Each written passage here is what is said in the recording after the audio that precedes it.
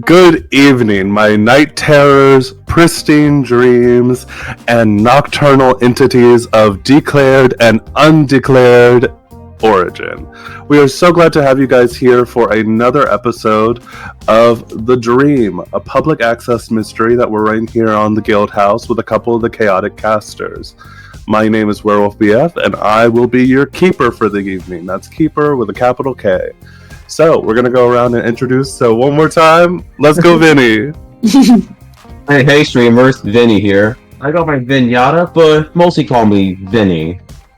I go by he, him, and my character would be Isaias or Aries. He also go by he and him. And then I'm gonna kick it off to Grims. Hi, I am Grims or Gremlinsaurus. Or Gremlins if you prefer. I'm so flustered. My pronouns are she, her. And I'll be playing Lizzy Levine. Pronouns also she, her. And I will go ahead and kick it over to Druid. Yes, hello, I am the Seshcast, or Druid. I go by he, him. I will be playing Dallas Starchild, also going by he, him. And let's go to right. Hello, I am Latchkey. My pronouns are she, her. I'm playing Grace Bell, who is also she, her.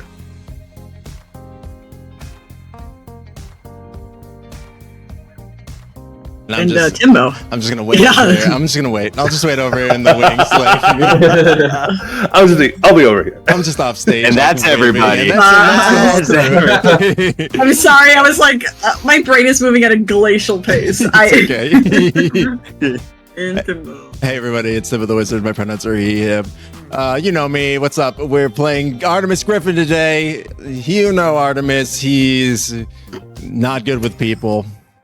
And yeah, I'm excited to be here. Now I get to throw it back to Werewolf, who started the chain.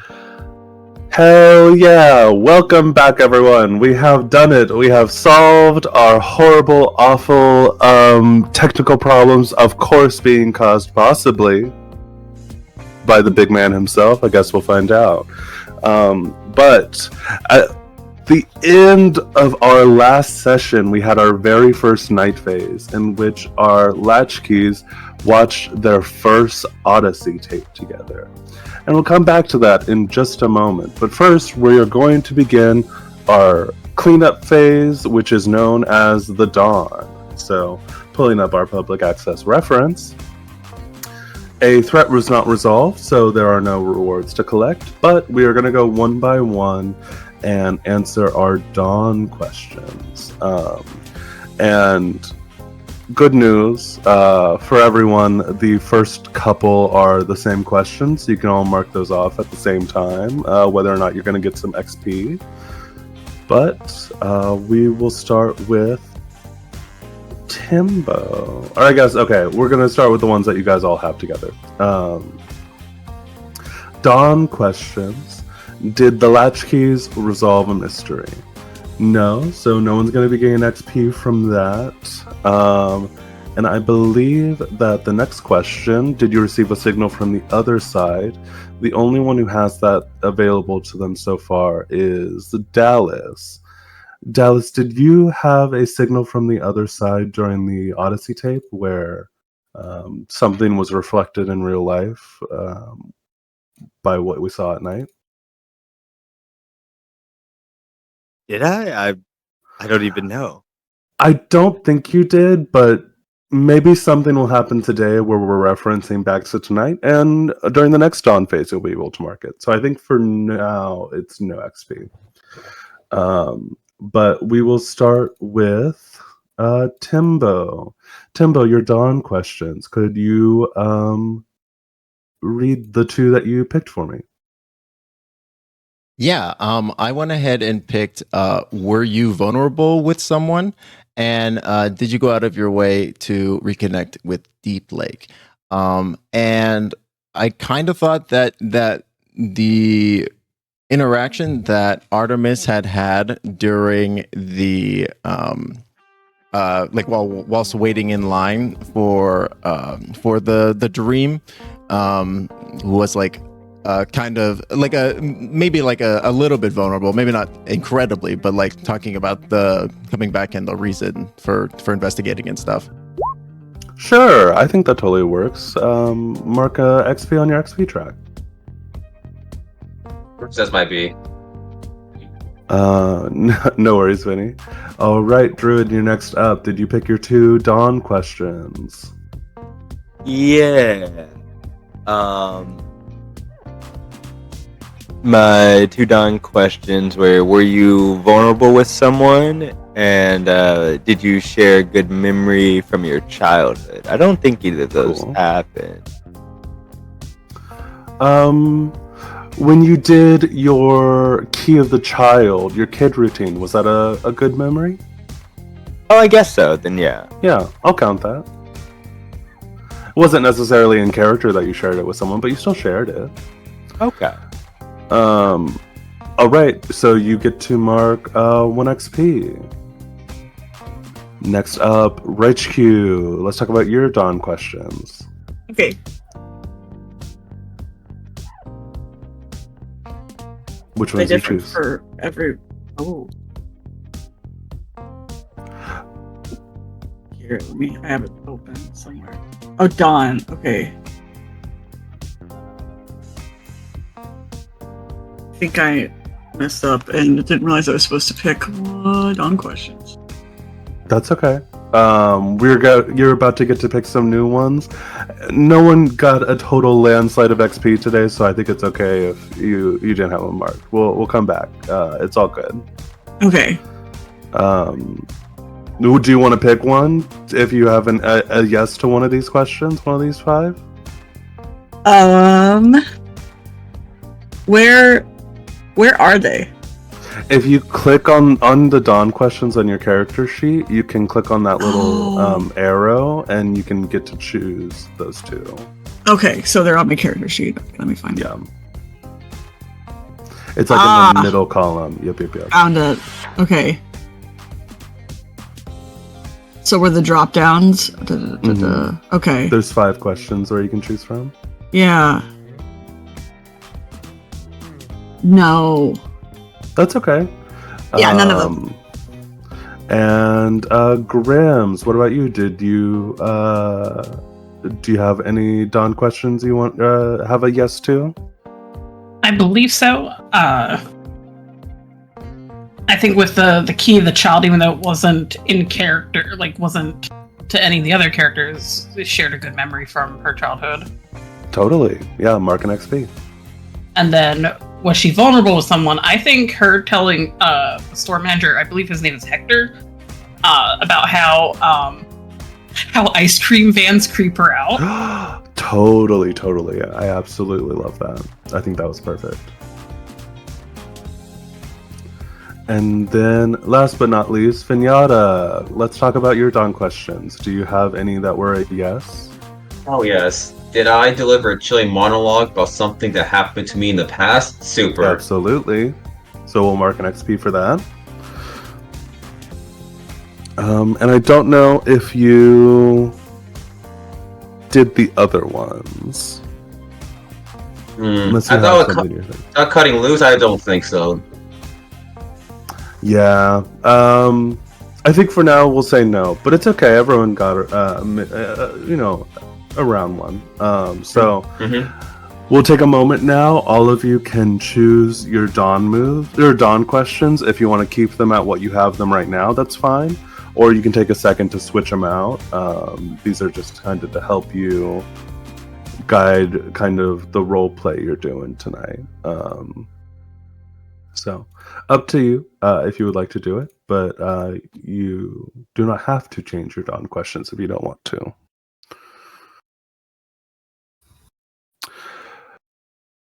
Do we have any moves that are like Latchkey moves that are resolved during the Dawn phase? I don't believe anyone has any that are related to that. Is that correct? Yeah, I don't think so. I do not. Party. we do not have any key prompts that are left unresolved, so that means the last thing we get to do, we will revisit the Odyssey tape that you guys watched last time. You watched Fireside Chat number 1, and would someone be down to give a quick summary of what we saw during the tape?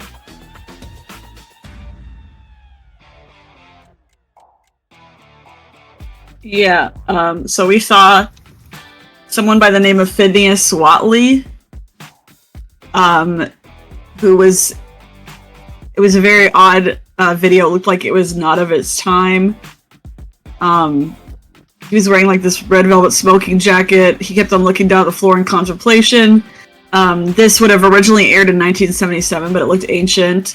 It was black and white and seemed to also have that effect on the real world. The lighting was off of it. There was a tobacco pipe and there was a weird puppet or costume next to him. And I know that it made, like, it looked like Lizzy's professor, right? Like, to her specifically. He said some strange things that resonated with Grace. But it was a very disturbing video. That's what I had down. Yeah, absolutely. And we have some notes in the beta chat as well of things that were happening. So as a group, since an Odyssey tape was watched by you guys, you do get to kind of generate a TV Odyssey clue for yourselves. So we'll take a couple minutes here. We can just kind of talk over the table. You know, there was a bunch of interesting things in terms of it being an old looking tape and his apology. He was talking to people off screen. There was the connection with Lizzy's professor, and also the seeming gentle guidance, but kind of creepy parallelism to Grace's situation. And what about that do you think says something? What about all of those together do you think would be good for a clue in what happened to the TV Odyssey station? The puppet. The puppet was a really good Yeah. I think Druid was the one who mentioned that, and he mentioned Mr. Blobby as a sort of like touchstone. And Mr. Blobby is bad to look at, I have to admit. Quite He's horrible. terrifying. He's God. All the Blobby family is quite terrifying. Absolutely. Can I The just family? Yeah, the family. Oh yeah, it's a party. wife and a child. Wait, Oh, what? God. The Blobby I don't well like that. runs deep. It's terrifying. I actually need to go immediately. Yeah, it's- Sorry, pardon me. It's bad and scary. Can you imagine being a child for the filming of whatever television? Anyways, sorry. So I think in line with the puppet thing, I think that the vibe of the video, because like there's also that he is like extremely unnerved. He keeps looking off to the side where someone seems like someone could barge in. I almost feel like it should be in deference or like maybe even fear of like the puppet thing, right? Oh no, I just came. I like that vibe. I just came up with something horrible in my brain. Absolutely. Speak it into existence. I'm excited. So, we had mentioned Professor, and you'd, I believe, off camera, you'd also mentioned possibly Film Professor. What if this professor has a similar puppet? I hate it, Definitely. but I love it. God. That's really I think good. For the I got clue, I'm gonna put Mr. We're not calling. We'll avoid directly slandering Mr. Blobby. Let's go with Mr. Blubber Puppet. and the professor. Mr. Goopy. Mr. Goopy. I think that's right. We're gonna go Mr. Goopy.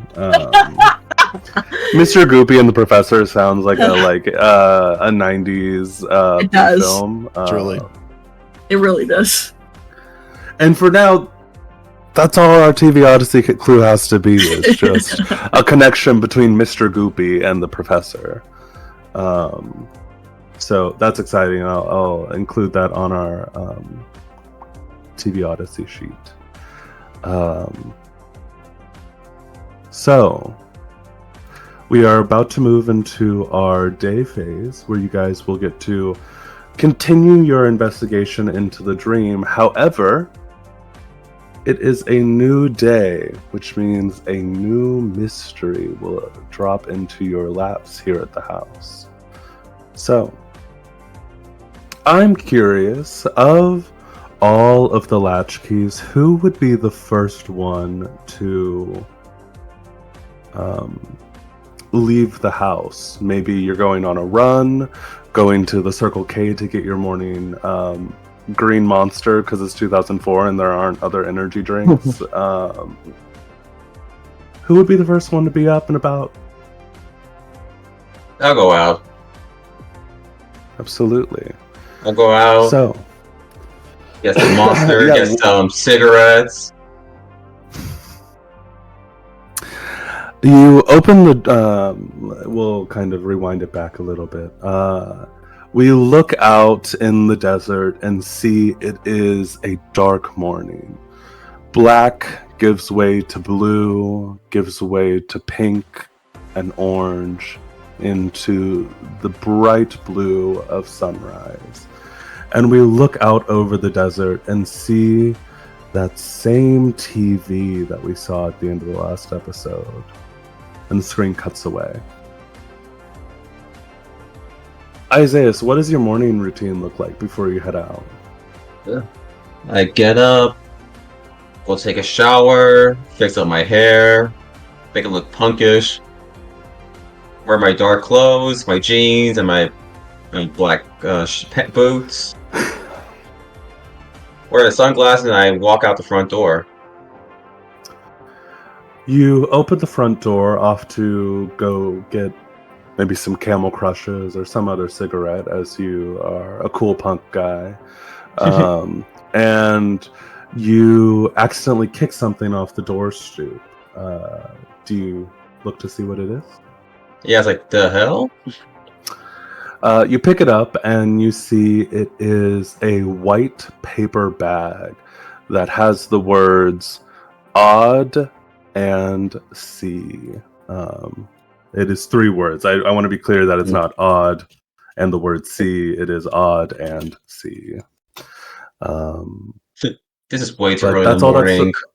that's all that's written on the outside of the bag. See, deal with this now or get some stuff to wake myself up. Damn it. I bring it inside.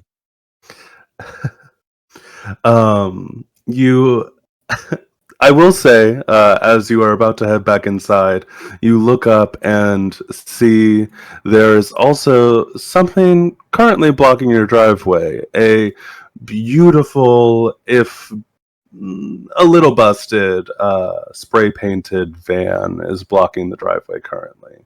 But you'll head inside with the mysterious bag to show the other latchkeys first, I think. Yo, guys, wake up! I found something in our door. I knock on each of their door.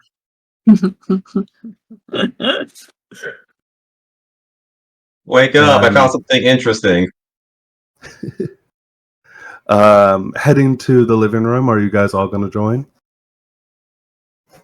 Sure. Dallas opens the door and a slight waft of smoke leaves as he heads out down to the bottom.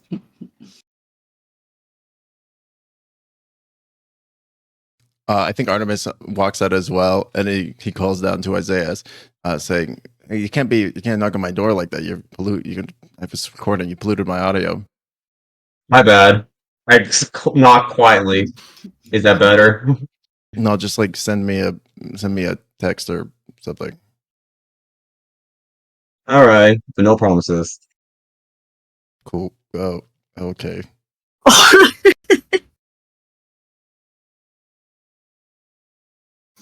Um,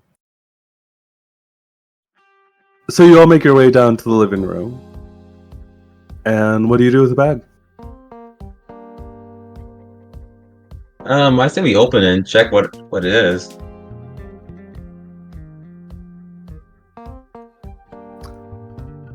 Oh, You wait. open the Wait, bag. Yeah, sorry. Oh, no, Like, go ahead. I was just about to make a what do you guys question. think inside? Oh, what do you guys think inside? Any takers? I don't know. I thought you brought in the paper or something. Do you, It was candy. I open the bag. You open the bag and you're greeted with a familiar but still not quite familiar sight. Last night, the 5 of you all watched your very first Odyssey tape together. Fireside Chat 01. It came in a beautiful, deep purple clamshell. You see, somewhat similar, although it's a little more pink. You might say that it even is like a hot pink rather than that sort of magenta-y purple of the Odyssey tape. Clamshell that says on the cover, Mr. Odd and C's Affirmations 04. In addition, on the inside of the bag, you see a paper pamphlet, kind of like one of those shiny trifolds that has an advertisement for the La Fresca Mall. It's the directory, and there is a little location that is circled on the map. And this isn't like Alright. a piece of mail or anything, right? This is literally just a thing that was left on our front porch, literally like a bag. Yup. Okay. God, so weird. Okay, so strange thing appeared on our doorstep. And you have some cool stuff inside. That's not ominous. I see something circled on there. Isaias, I feel like that is incredibly ominous. I don't know. Yeah, you're right. What was I thinking? What is that circle there? You actually don't see any store there. If you're looking at the little map with all the different stores on it, they're labeled Reed's Department Store. There is also one labeled as 2, 3, 4, 5, 6, and the food court. There's a little circle here in blue ink, and you see Odd and See videotapes has been put under the shop directory and is pointing to that circle. Ooh. Odd and See.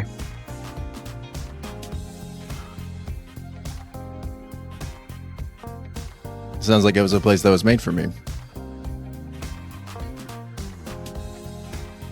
Yeah. So you guys should should we go there or should we check other places out? Wait, who's sending us these? Who's There's no great? there's no return address or anything. Oh, I mean, it's a bag, but does anybody have a camera or something? Because we keep getting stuff. So if we have to see who's giving this to us. Oh, that's a good idea. I just assumed it was some kind of viral marketing, but maybe we should set up a camera at the window.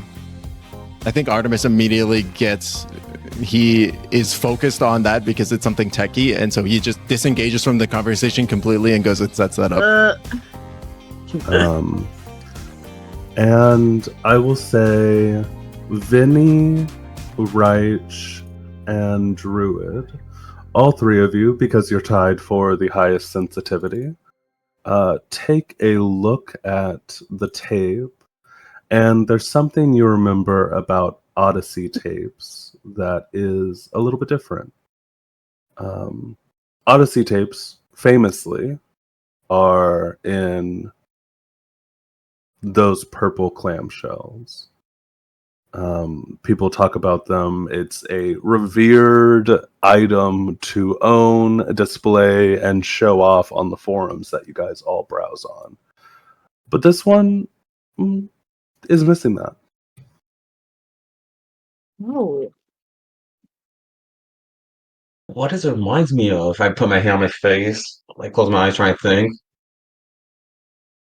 It is very odd. I mean, especially because we're just getting these out of nowhere. And it doesn't have a purple shell, so does that mean this was recorded from the TV, maybe? Rather than officially released? Maybe there's someone who's recording them and then sending, copying them and then sending it to us. Well, how do you know how to send to us, and how do you know where we live? These are End all of note. real good questions. The fireside chat did have the correct color clamshell. Oh. I'll disregard. No, it's okay. I just wanted to address it just because, these two are definitely, there's something different about this one and the one that you watched last night. Oh, so there's 2 tapes that we have, and this is just the second one. Correct. Okay, cool. So, because I was like, wait, the one okay, got it. All right, then nothing is rescinded. I said the same thing. Yeah. Okay. Rescind the rescension. Rescind the rescission.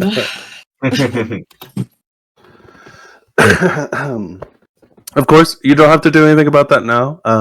Just another odd mystery as things are beginning to get stranger in the town of Deep Lake. But I will say, we talked about this ahead of time, and we're going to take a moment to introduce it now. There is a beautiful, one might even say, resplendent chariot of air sprayed fire outside. This beautiful sleeper van that seems to be blocking the driveway. Take a quick moment. This isn't sponsored or anything, but you should check out Carry On Comfort's Wes Franks. We're using his their supplement, the Chariot of Air Sprayed Fire. That is a cool, unlockable reward for public access. You guys, a 1982 Fog F20 Globetrotter van is parked on the curb with a for sale sign taped to the windshield. For the most part, it's not much to look at, but it has solid tires, doesn't look disgusting on the inside, and there is a sign in the window that says only $500. We will hand wave this a little bit. You guys all gather together the dough and call the faded number on the sign. A voice like a drain pipe filled with gravel answers, mumbles about leaving the money in an envelope under the windshield wiper, and hangs up. After deliberation, you decide to do as asked. This morning, as you approach the van enshrouded in the spotlight of high-powered sodium lamps, what about its appearance is the most off-putting? This brand new van that you guys have. This is a paint the scene question.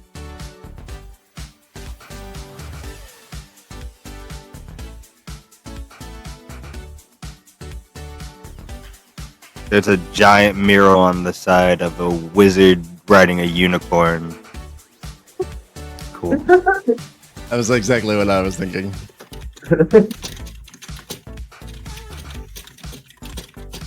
What about him is unsettling? The eyes just seem to follow you.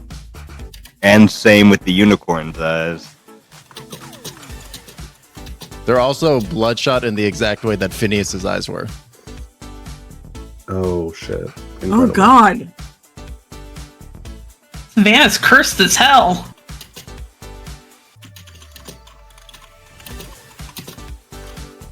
Oh All right. So we have Druid with the eyes. Timbo, why don't you give us another detail? I think that the hood ornament is not standard. Like, it looks disturbing in some way. I'm not sure how, but I think there's something wrong with the hood ornament. Like, What if it's like it's it's a classic, it's like a horse, I know it's like a Mustang thing, but it's a horse that's missing its head. Ooh. that's perfect.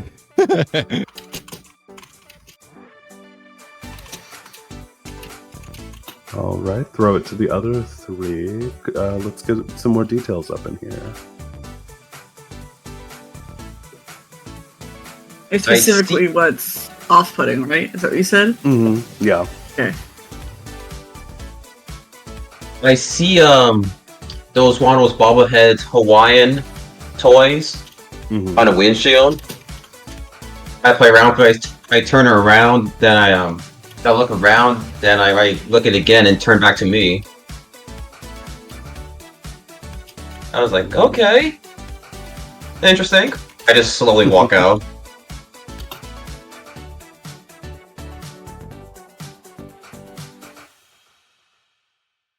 Yes. It has our initials on the car all together in one word.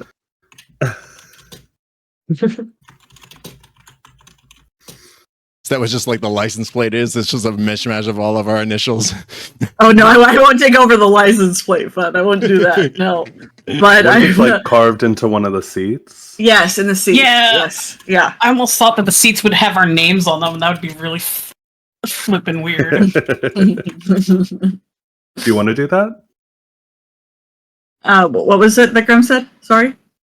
Oh, so we have the initials are carved into the seat from Rage. I mean, do you want to build on that, Grims, or do you want to do something else?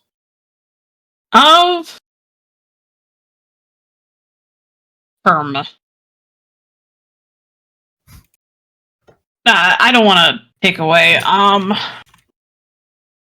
thinking. Take away what? I don't know. Maybe there's a piece of tech in the van that doesn't belong for this time period, either much older or much newer. What about a record player? I feel like that's really funny to have in a van. Like Ooh. something that is so necessary to have a stable surface. The middle my God. console's just like a record player. Totally. Yeah. That's You know? sick. So dangerous. Yeah. So cool. Dangerous. What You about know, like the it's- spot in the front in the passenger seat, or the driver in the passenger seat up front, like in that middle part, in between those two seats? Oh, So right, does next up- it have records around the car? Like around the van? Yeah, totally. Okay. I see hang in there, baby, on poster on the on inside the RV. That's it. That poster. The most normal cat looking, the hanging most from a normal. tree. Yeah, the most normal looking Totally. thing. I was like, out of all the strangeness, that's normal. Wonderful. We have this very bizarre van. You guys get to pick your vanity plates next. Your license plate that says something interesting on it. We have a couple of options that are mentioned here in the supplement, but if you also have something different you like to do, that's an option as well.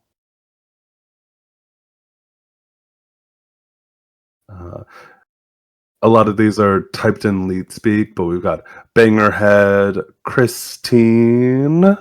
I don't know what this one's supposed to be. Wes is on several layers of references, so I'm not totally sure. Oh! UUDDLR. Oh! The Konami code. Konami code. I had to Yeah. say it out loud before I was like, oh, left, right. Yeah, totally. there's Space Jams 1, 2, 3, 4, 5, 6, 7, 8, and Bass jams? yeah, James. I'm trying. Yeah. THIAS.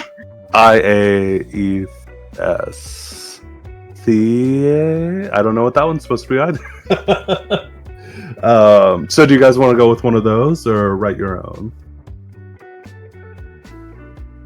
I mean, me, myself, and I kind of like Space Jams because a couple of us are really into music. But I'm open. I like Space Jams for Space Jam. Also that.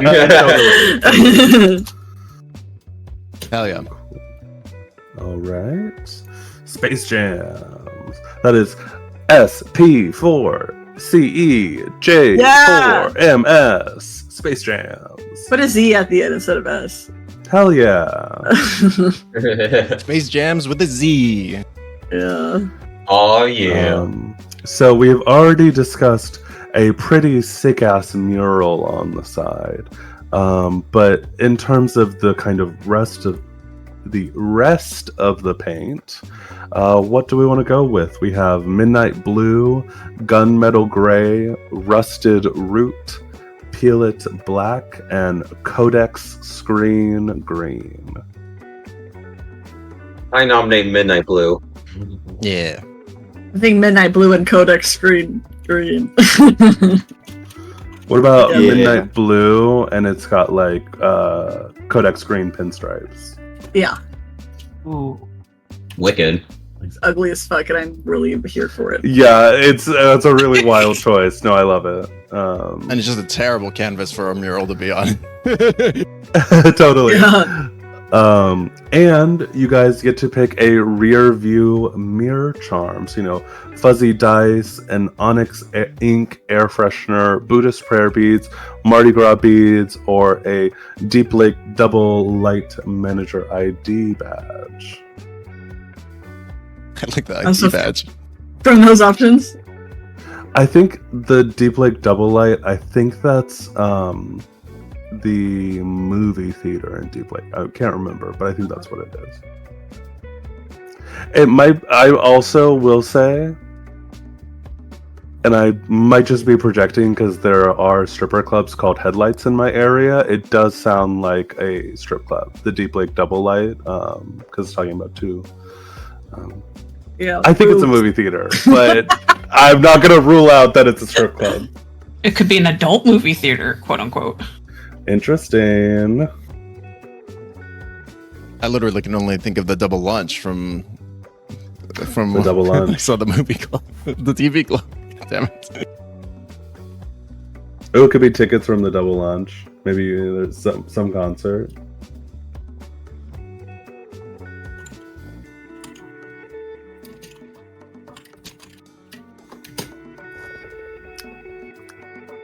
Anyone feeling particularly inspired?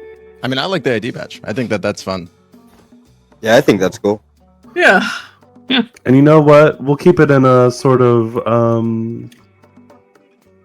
quantum space. Maybe it's a movie theater. Maybe it's a strip club. Maybe it's a music venue. It's the Deep Lake Double Light.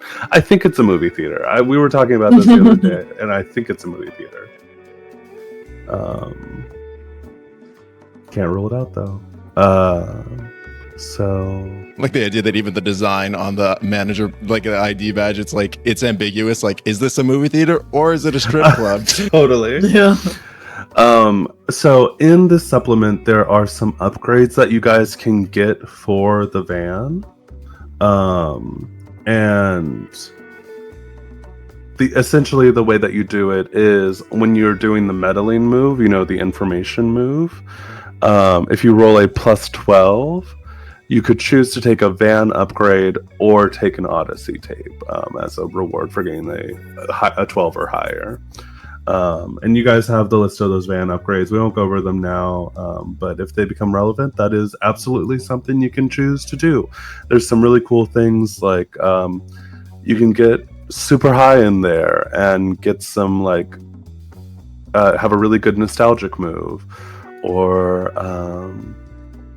There's a cool one that you get like a moon roof and you can stargaze at night and get a clue. So there's some cool options in there, but we won't go into depth of what all those are right now.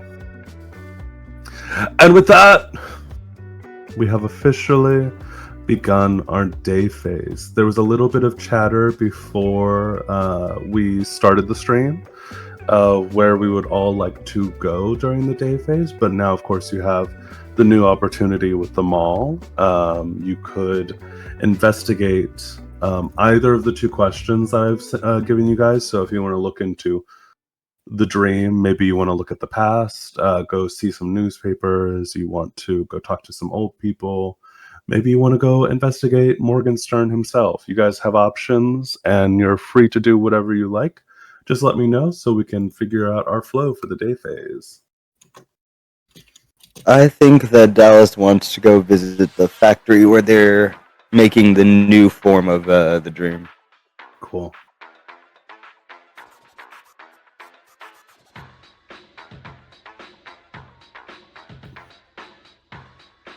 Check out the mall. I'll check out the mall too. Let me just really quick, Dallas. Let me see.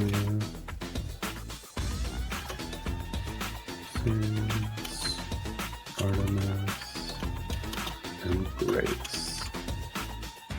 So Isaias and Grace are going to be hanging out at the mall. Yeah. Dallas wanted to go check out the factory. Lizzy and Artemis, what are you guys looking to get into? I think that Artemis was interested in looking into the past a little bit to find out more about Morgenstern and what happened before with the previous factory. But if hearing that Dallas is going to visit the new factory, because it's like a little out of town, I think he would probably go with, since just to not waste the trip, right? Oh, cool, totally. And Lizzy, what are you thinking about? I think, seeing that, the mall could be busy, like everybody's kind of paired off. Lizzy doesn't mind digging into the library. She's a researcher. It's like, she feels like it's the most low stakes option, but she wants to get like more information. Yeah. And she doesn't need it. What could possibly go wrong? What could go wrong? Listen, just a little bit of splitting the party for fun. As a treat. As a treat to me, your keeper. Come on, has anything ever gone wrong in a library? Come on. What has ever gone wrong in a library in a horror story? Come on. Libraries are safe as hospitals or malls. Are you going to go to the library in Deep Lake, or would you like to go to a library in La Fresca, Lizzy? I believe because the old the dreams out of the old factory was in La Fresca, I think it would be in La Fresca. Absolutely. So you guys have a new banging vehicle. Are you all going to go in the van? Yeah.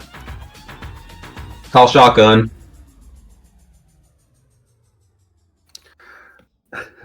It just dropped me off, I guess. Totally. Yes, Dallas we're dropping all of you guys off, and then we're taking the van. Exactly. Well, actually, you don't get shotgun because you're going to be hopping out. I'm taking my dog. Also, I was thinking about this, right? I'm not going to have you roll to see if your dog can go with you places. You took that latchkey move, and you know what? Everyone loves a dog. I've decided in this version of Deep Lake, so dogs can go anywhere.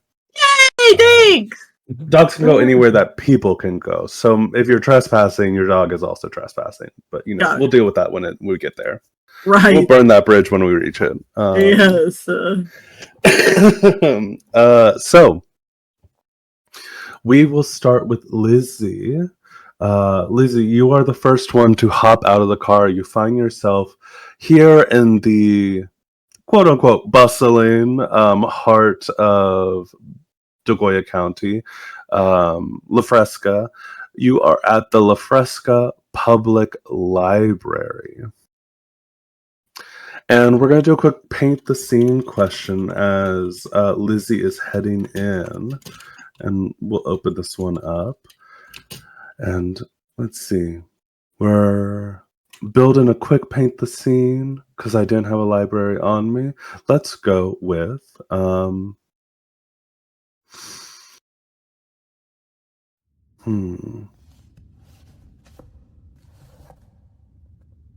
You arrive to the La Fresca Public Library. You see that it has bright lights, beautifully pristine, and well-maintained bookshelves. And there are people milling around. It is summertime, so, there are some kids here for sort of daycare, not daycare, but programs where they can be here while their parents are at work. And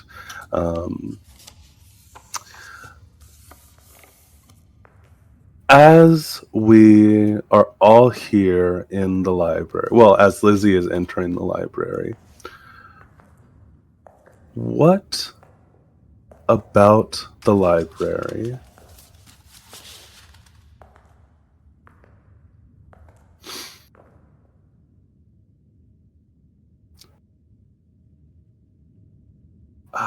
I'm totally blanking.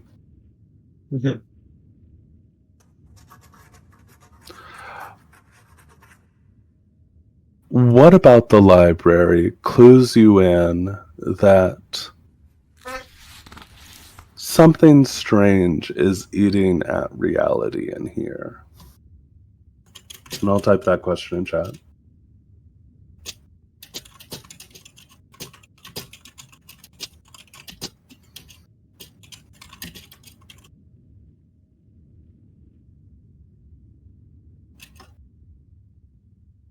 I'll put that in the voice chat for you guys.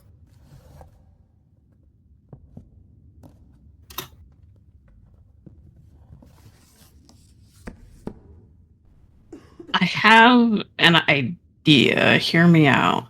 Totally. I think it doesn't smell like a normal library because we've had a lot of like sight and whatnot and sound, but I think it just smells off. It doesn't smell like a usual library.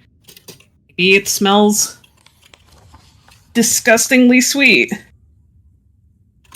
Totally.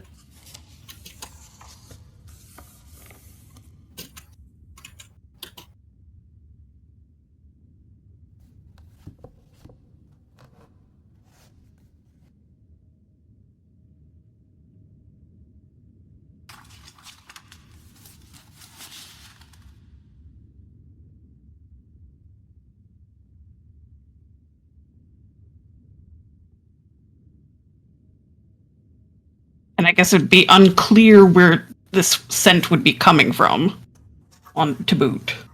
Absolutely. Anyone else like to add a little bit of reality breaking here in this library? Sure. I think that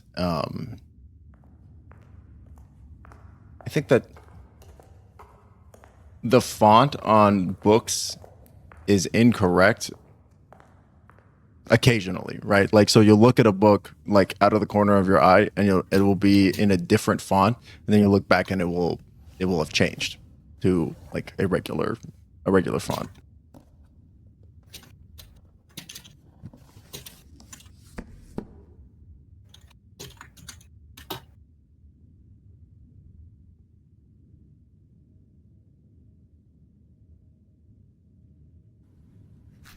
I look at the corner of my eye, see something strange, like a woman. Like she held her finger up to her lips, but she has no eyes, no nose, just a mouth. When I look back, she wasn't there. It's like, That fucks. That's so good. anyone just see that? No, okay. I just like Just get a little stardust, look around. Vinny, you're still in the van. Damn it!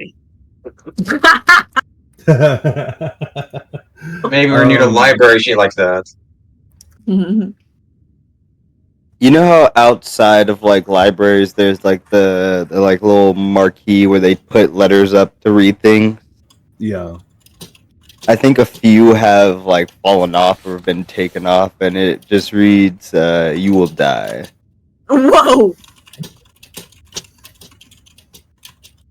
But I feel like it was supposed to be like, "You will die of boredom unless you go to your local library." So it's still an intense message anyway, but now it's just heightened. Yeah. Now it's not relevant. Wow, strong message.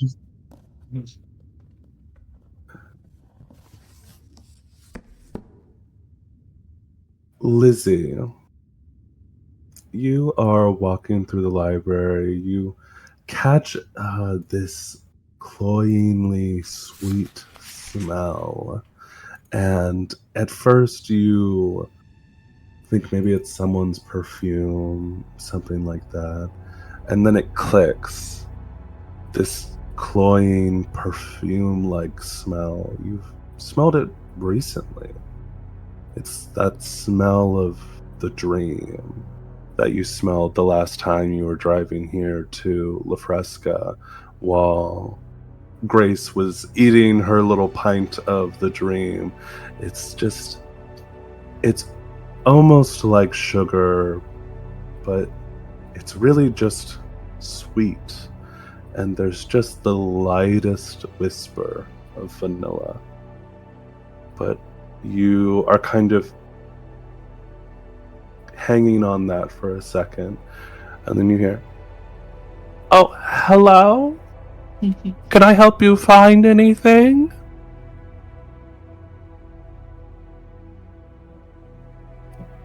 Oh, hi. Yes, I was, hi.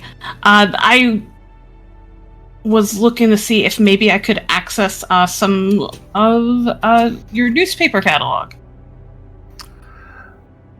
Yeah, you turn and see there is this little old woman. She, not super old. She's maybe in her, like, late 60s.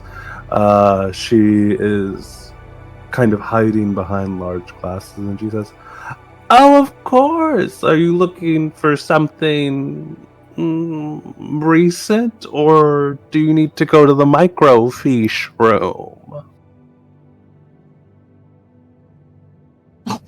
Kind of thinks about the time period that we're talking about.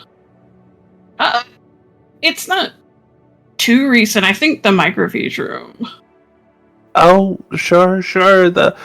We only keep maybe a year or so worth of newspaper in print, but then after that it goes to the microfiche. So if it's anything older than that, it'll be in the microfiche room. That makes sense. Oh, I'm so sorry. I should probably introduce myself. Hi, I'm Lizzy. I'm a research assistant at the State University. Hi, Lucy. It is so good to see such a young, inquisitive mind. My name is Miss Marvel Merriweather, and I'm here to, help people find their way around the library. But of course, let's take you to the microfiche room. If my head weren't attached to my shoulders, I'd lose it. I've been so distracted lately.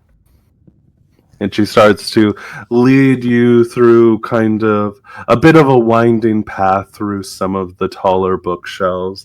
She takes you back to a room. You can see there is a glass window that looks into the room, but it is kind of a closed off room. And there is a few tables in the room. Each one has their own microfiche reader.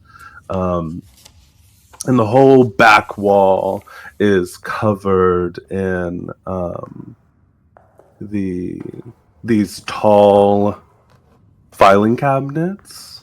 And on top of them, there is a plaque that reads the La Fresca Flamingo Archives.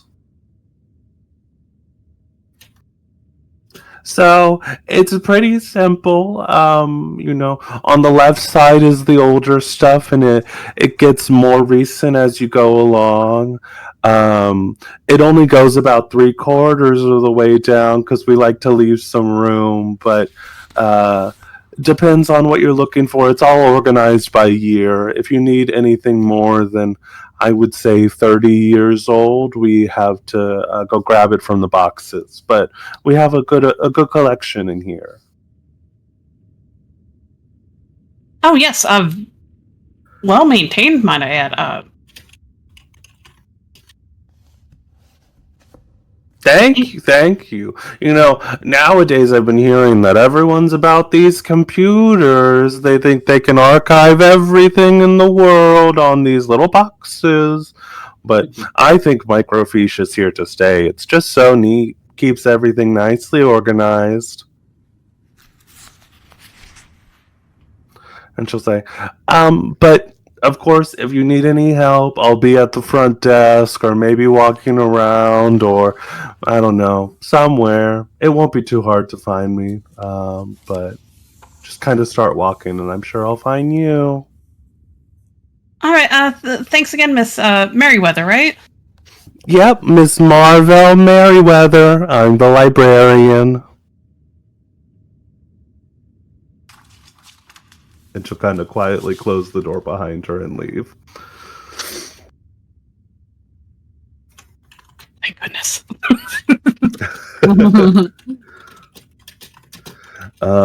But yes, you are now here alone in the room. If you're not... let's go with the meddling move. You're here in the room. You are pretty good at research, so you're able to kind of take a look around and roll for me meddling move with, I believe I would say, reason. Sounds good. I'm going to post call chat the Latchkey move. You never know what you're going to get. Absolutely. So, since could you read it out loud for our audience? You never know what you're going to get. Of course. You have a background doing research. In this case, I chose like library-related research, microfiche and stuff like that. Once per session, when you do the meddling move by looking through books, microfiche, old records, or online archives, you find an additional clue, even on a miss. Absolutely. Absolutely kick-ass move. So I will go ahead and do the meddling move with reason.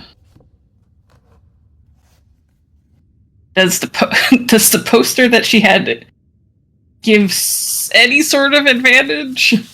Or are we saying no? If you would, okay, so your poster, I did talk about this a little bit last time. I wasn't sure if I would be able to give you a full clue out of it, and I decided no. But because you did find this cool thing, you were talking to a dude, and you got this like interesting artifact, you can add it to your corner of the house. Okay.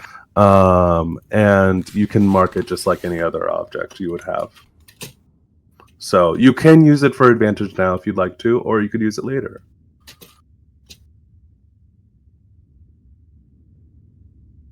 I will maybe leave it off. Oh, go ahead. It's a little bit of a short campaign for us. I would totally recommend using your advantage when you can. Yeah, you know what? I'm gonna use it. All right, I will roll the meddling move, advantage, and reason. On an 8, you are going through the microfiche here, and it's a pretty extensive collection, but generally speaking, you're looking for about 25 years ago. You are able to start flipping through these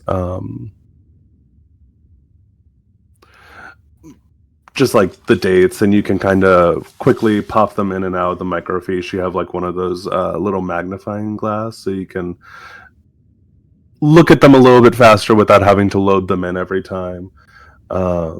And you do end up with a clue. Well, you will be getting 2 clues. But the first one you get, you see that there is a newspaper article. There is a obituary for a reporter, actually. The reporter is Charles Ensign.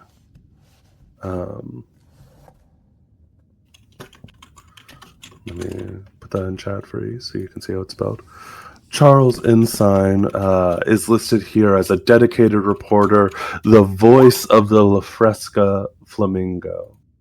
And there is notes. It's all pretty simple.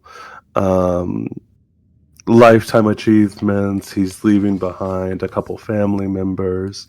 What is interesting to you is someone clearly wrote on the newspaper before it was turned into microfiche. There's some handwriting on there. A note that says, Ensign investigating Morgenstern, ? Suicide, ... So your clue is evidence that a reporter doing a story on W. Atlas Morgenstern committed suicide before the story could be published. And I'll add that to our clue board. So that's your first clue. Very rad one. Very spooky. Your second clue.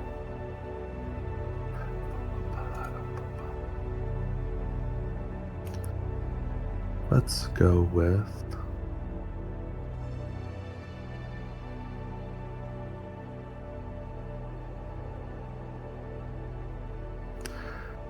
as you are standing here in the room, you find this clue about the possible quote-unquote suicide that happened. The next clue you're going to get is called a recurring frequency. You hear a sound that starts to be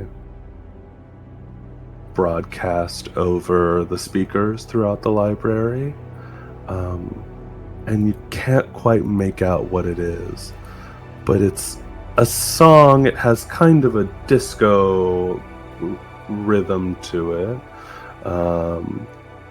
and there's some words. You can't quite make it out. It's just there on the edge of like that thing. It's almost like Charlie Brown, where they go the wah wah wah. You can hear that they're saying something, but you can't quite make it out. But you do hear 3 words: live the dream. And as you hear that, you look at out the glass window, and you see Miss Marvell Merriweather is standing there, staring at you. Or rather, you think she's staring at you, but she raises a finger to her face, and you see that she doesn't have any eyes or a mouth. And we're going to move on.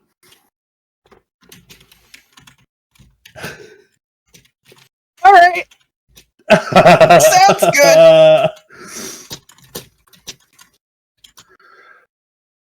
So we continue on in the car. We see you traveling down the road away from the library, having just dropped off Lizzy. We hear Nelly Furtado's I'm Like a Bird playing on the radio as you continue down towards the La Fresca Mall. Isaias and Grace, the two of you are dropped off at the mall, and we see, once the premier shopping destination in Degoya County, the La Fresca Mall is well past its prime, but remains the only traditional shopping mall in the region. While still a mecca for consumers from all corners of the New Mexican desert, in search of good deals and strong AC, not all is right with the mall. Investigation by the Latchkeys might be the only way to determine the reason behind the mall's strangeness. And we're introducing the La Fresca Mall Directory, which is a collection of mysteries by Evan Parks, Raymond Rich, Amanda Mullins, Aaron Sinner. They're all wonderful. They're involved with the Gauntlet. Bunch of great writers. But these mini mysteries can be introduced and resolved at any time and do not count towards the limit of 3 active threats. As we approach the mall, the two of you get dropped off and you start walking around through this somewhat abandoned structure. You know, it's that kind of dying mall thing. Yeah. And we'll do another quick paint the scene question. What closed down stores do we see the remains of? Wet Seal.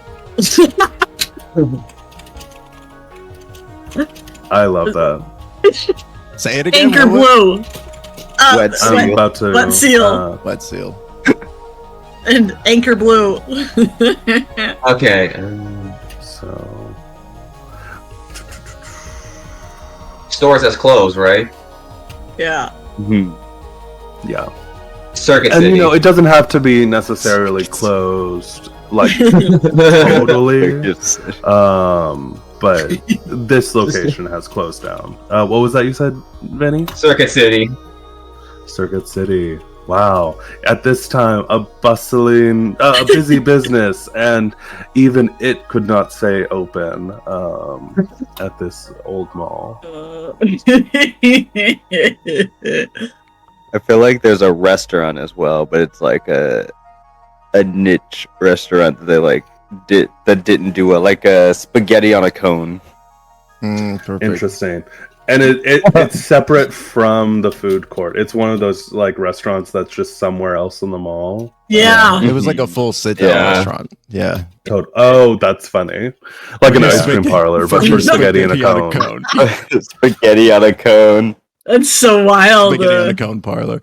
I think there's also like a defunct off-brand Build-A-Bear, like Create a Kanga or something like that. Like Create a Kanga is perfect. Or Create a Cat. Create a Cat. That's that's. It's still spelled with a T though. It's confusing because it's create with a K and cat. Yes. With a K. Yeah. It's Yes. Grims, do you have one you want to add? This might be a little too on brand, but Toys R Us. Oh, perfect. It's like one of those anchor store. It could have been one of those anchor stores that's in the middle of slowing down. The Toys R Us and the Create a Cat just fought each other to the death. Yeah. Mutilation and destruction. They were fighting over Dream merch rights. So we have a brand new mystery, which I'll add this to our little page in the Roll20, which obviously I know a stream will not be able to see our Roll20 page, but I'll post it on Twitter, Blue Sky, and in the Discord so you guys can see kind of what we're rocking with. But we have the question, why is the mall a hotbed for horrifying activities?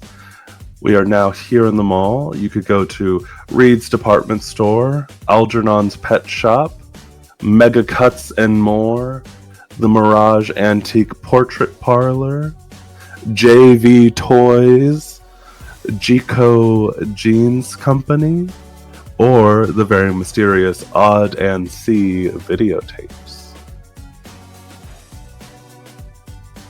Definitely want to go there. Same. Absolutely.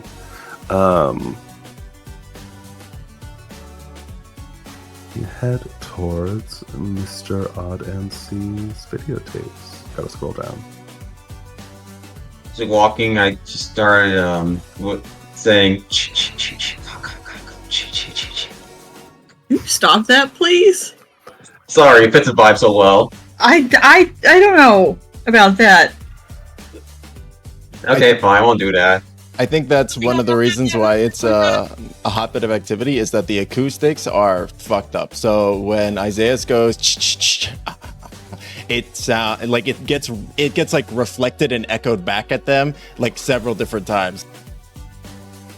Oh, totally. Well, And like a hotbed few seconds activity- after it's already happened. Right. That one is another question, kind of like how we have the mystery for the dream. That's your I mall see. mystery question. Yeah, so it's a Oh, complexity gotcha. 4. So we'll have separate clues for this mystery. We have the one mystery of the dream, and those clues are all tied to that mystery. This is a new mystery we're introducing, and those clues will be tied to the mall. Oh, awesome. That's really cool. Absolutely.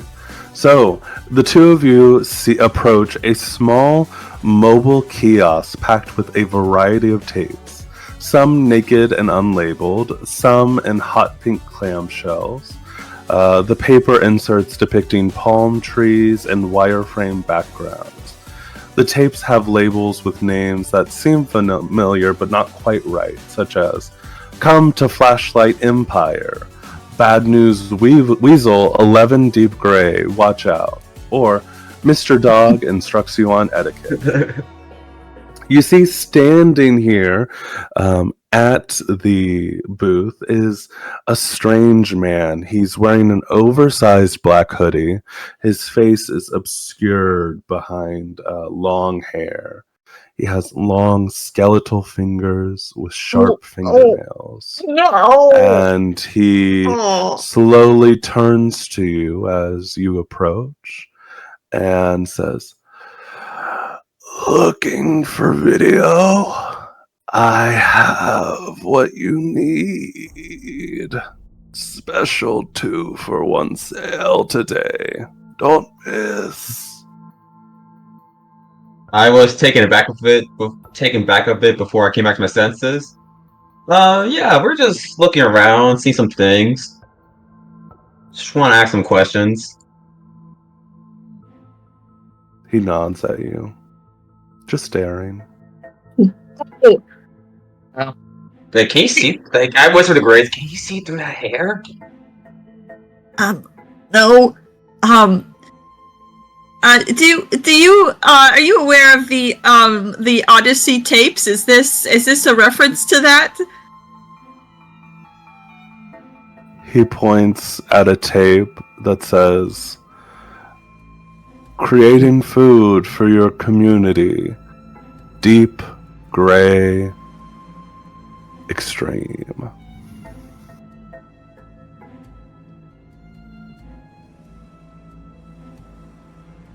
So, quick question, dude. Do you stay here in this mall all the time, or you have somewhere else to live? You can't just ask people that, Isaias. Sorry, just curious. I'm sorry, I can't help it. And he points to another one.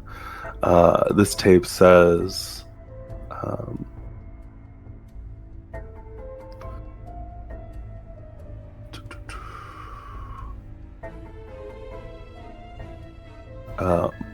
"My Horde" is the name. That's like HOARD, and he points at the tape.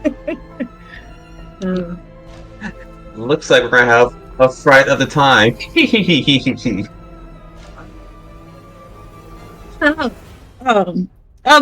Hello, sir. My name is Grace. I didn't say so before. What is your favorite videotape here?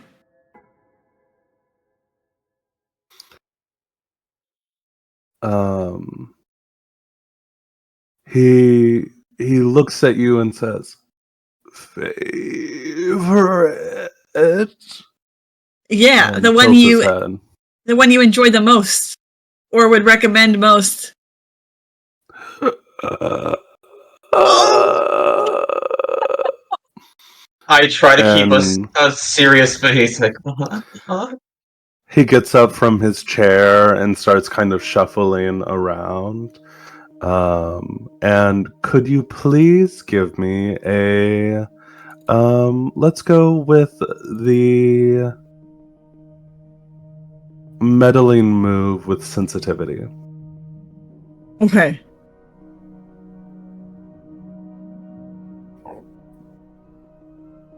meddling move. Okay. Alright, so I just roll sensitivity. Okay. Eh. Did I put advantage or disadvantage, or just none? Oh. Oh, right. You can click on the meddling move button on the sheet.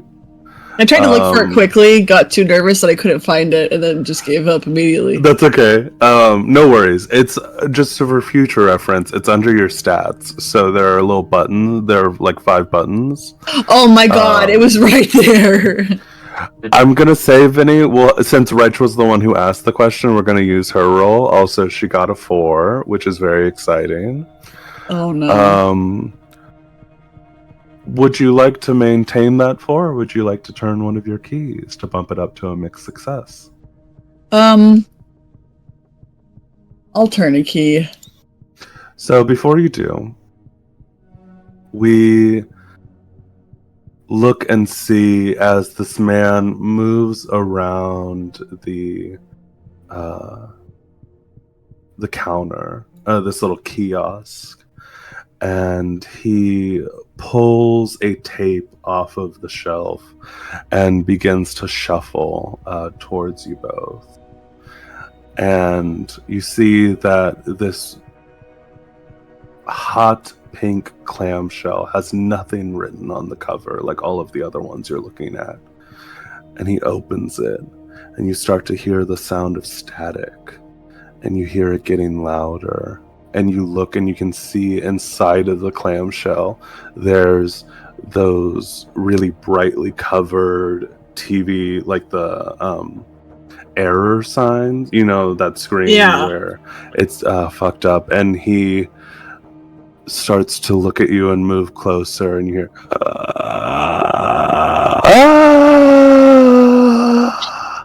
and then there's darkness as you're both dead. But please, you can turn a key. Which key would you like to turn? Okay, okay. Oh, there's something about seeing into the way things would have gone badly after doing that. Oh my god. Okay. Oh, hold on. I gotta recover. That was terrifying. Okay. Let's see. So, just a reminder: the key of the child. You can do those in any order you would like to. Yes. The key of desolation, you would be marking the first one because you mark them in order. So I choose between them? Yeah. Okay, and like, is there a bad thing about key of desolation? So the key of desolation, it represents you becoming more entrenched in the mystery of TV Odyssey, and things will become worse for you as you fill out more of them. By the time you hit the 4th one, you just kind of no longer exist in the world, but you can interact with the rest of the Latchkeys through the Odyssey tapes. You're still able to help find clues, but you kind of have to communicate them through the It's like that thing where someone gets sucked into the TV and they're like, Oh I can yeah. only talk to you here. And when you fill out the last one, the pure white signal, you lose contact with this world altogether. Tell the keeper to play a White Odyssey tape and then retire this character. Oh my god. Okay. And so the keys of the child, what happens if you get all those? Nothing? Once you fill out all of them, that just means that you only have the keys of desolation left. Okay. All right. So it's probably safer to do Cave of the Child. It's up to you. Doing the key of desolation it opens up more chances for experience for you. Did you receive a signal from the other side? You unlock that by taking the first key of desolation. Okay. You know what? Because of that, for more experience points, I'll do that. Absolutely. And you don't have to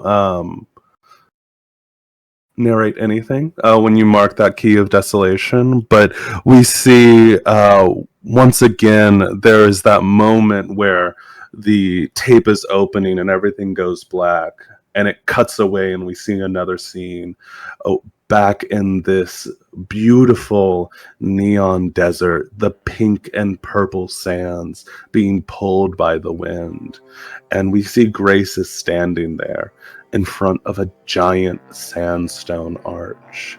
There are runes all over the stone that make up the arch, and they're completely alien. It's impossible to see what they mean. But Grace reaches up towards the arch and lays her hand on it. And we snap back to the moment and see Mr. Odyssey comes back around and says, my favorite is missing, but you might be able to find it at Lost and Found. Oh.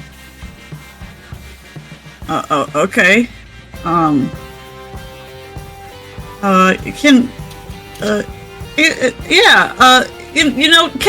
we get that creating food for your community deep gray extreme in my horde, please? Also, I'm sorry. You need to come back later. what time? After you find my tape. Oh.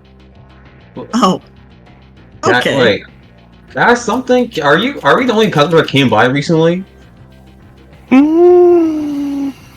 The mall is busy sometimes, but not today.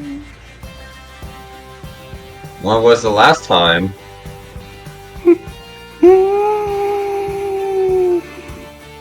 And he stands up and he just starts pointing at different tapes.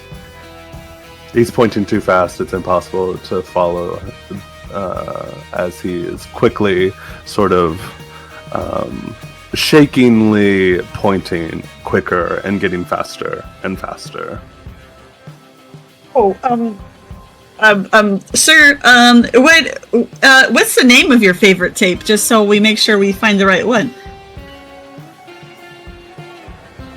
And he turns to you. He stops pointing and turns to you and says, "You'll know it when you see it." Okay, you got it.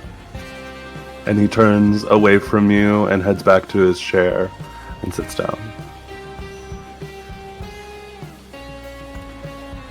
Well, Isaias, I'm thinking that maybe we go check Lost and Found. Agreed. All right. I could taste the smell whenever he opens his mouth. Well, maybe you should close your mouth. It's like it's so rancid. It's so rancid. All right.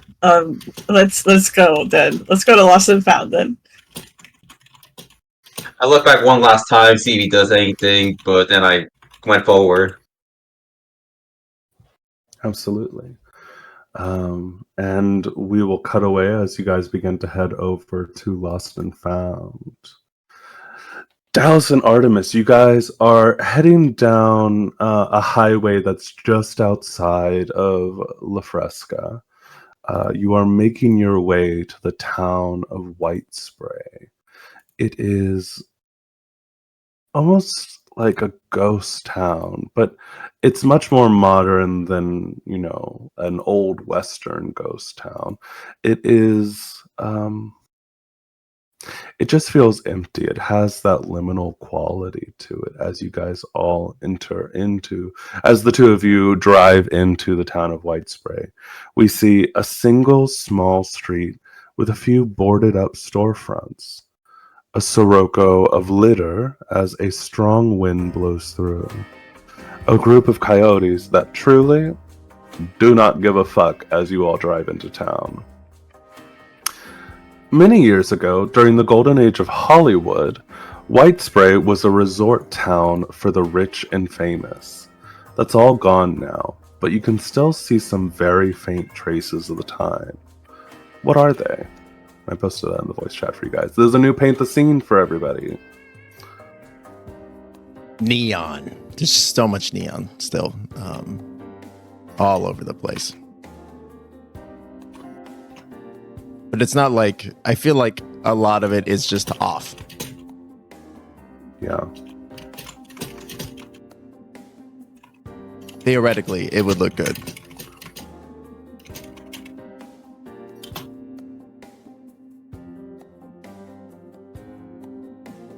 I feel like there's a lot of like condos, like condominiums that were like built, but they're just like abandoned now. And they're like, most of them are like half under construction or something, right? I feel like it halfway through construction, they just gave up. So much construction. It's just had been given up on. Damn, that might be too real, to be honest.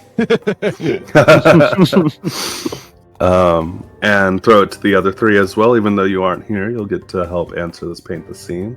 What do we see that's left from this golden age of Hollywood resort town?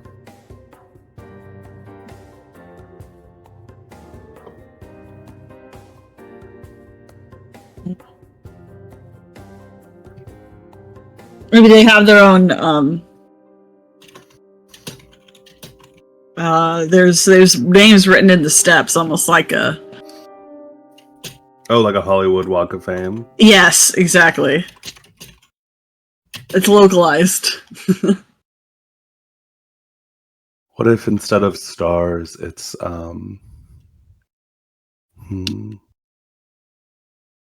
Ice cream. Oh, cones. actually, this will be a fun echo. Instead of a normal star, it's a unicursal hexagram. Oh, tape that's God. on Yeah. Hell yeah.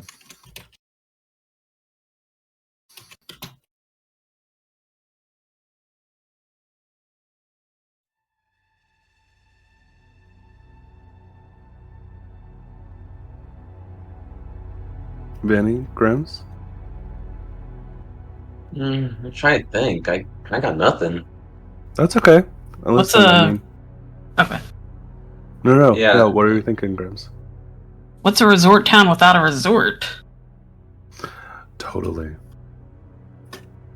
Fancy schmancy hotel. I'm imagining like a White Lotus resort in the middle of the desert.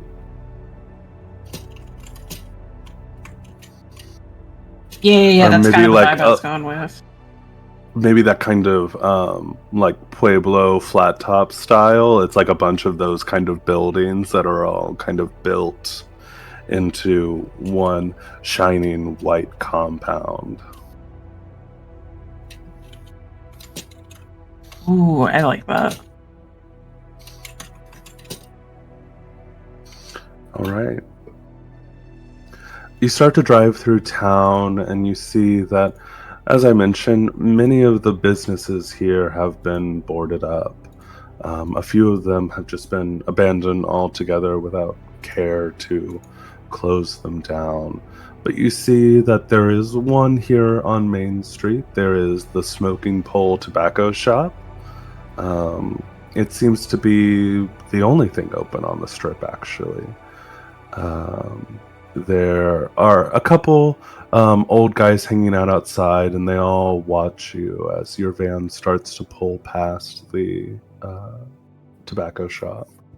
You continue down the street, and you see that although Main Street is the bulk of the town, you know, it's where the big resort is, and all of these lasting influences from when the town used to be a bit more of a boutique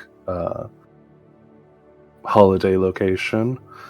You see that there are a couple of houses in and around the city of White Spray. Up on the hill, you see this large glass and concrete box that overlooks the town, sort of mid-century modern with a little bit of that southwestern feel to it as well. It is lit up and bright, very clearly still occupied.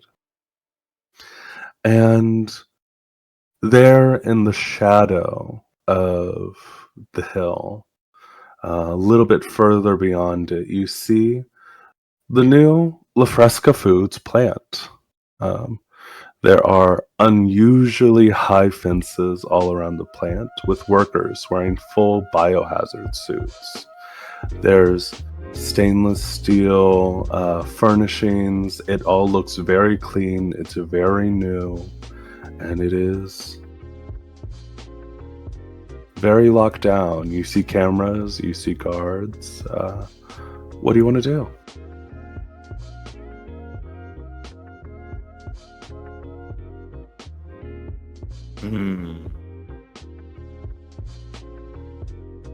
I look over at Artemis. I kind of thought this place would be a lot easier to go into. True. It does seem pretty tightly secured. He trails off a little bit. Maybe we could drive around and I'll record with my camera and we can find maybe a weak spot that infiltrate. Right? That's the right word, right? I mean, that's true. I mean, I feel like if we may also be able to go in through, lie. But if we say we're some sort of, what's the word? Some sort of media outlet. Oh, yes. Who has special permission to go in there? Yes. And I'll be the cameraman, and you can do all the talking, and I'll stand there and I'll help with the lie. Oh, okay, all right. Do you think we should park the van close or far? How do you think it will give us or discredit us if we say that we're from a news org and then show up in a sweet wizard van? I'm on the fence here. I mean, I feel like it's a 50-50, honestly. Right, I'm literally, it's So it's tight. I say we do it. I say we park close. Okay, all right. I guess we pull up and then step out of the van. I'll kind of. Is there like a front gate? You do see that this fence does leave the front of the building open, so it's like it kind of connects to the sides of the building. There is a front entrance with a small parking lot that you notice there are no cars inside of, but there does seem to be a light on at the front door. Okay. There's no like guardsmen at the gate or anything like that? We can just kind of pull in and park. There is not a guard posted here at the front of the building, as far as you can tell. Okay. All right. I think we got this. And then we head on. Artemis is already in character. It just gives a thumbs up. Let me put this thing out first. And I stop smoking in the van. I'm like, all right, let's do this.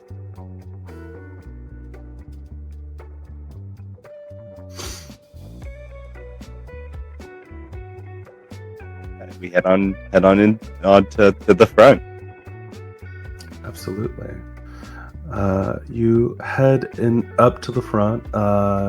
You try to open the door and see that it is locked, but there is a buzzer next to the door.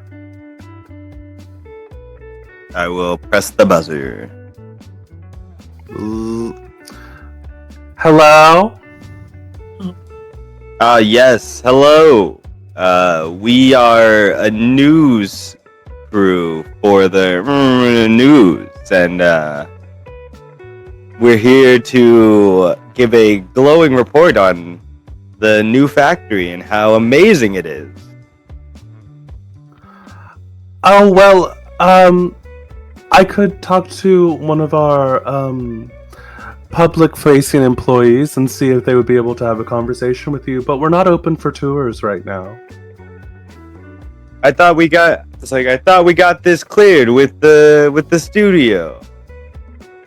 Someone's gonna definitely get fired over this if we can't get inside and have a nice tour. We're supposed to be doing a glowing performance. What's the name of the dude who owns this factory? W. Atlas Morgenstern? Yeah, it's like Mr. Morgenstern is the one who told us to come here to give the glowing recommendation of how safe and clean this factory is. So listen, I am going to make you roll the day move. So when you do something risky or face something you fear, name what you're afraid will happen if you fail or lose your nerve.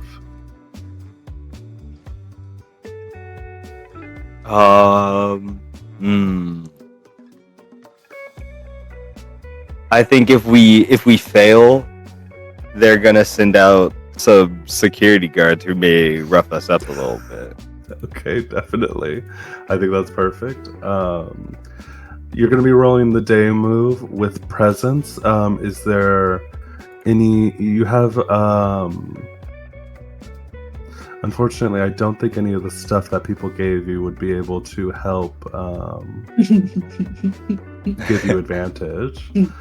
So this is going to be the day move with a +0 from your presence. Okay. Wait, you have +0 presence? Why are we lying our way into this? Listen, because I didn't know if it would be reason or I have what it would +0 be. presence too. Well, we were the wrong ones to be lying here. Let's do it. Ooh.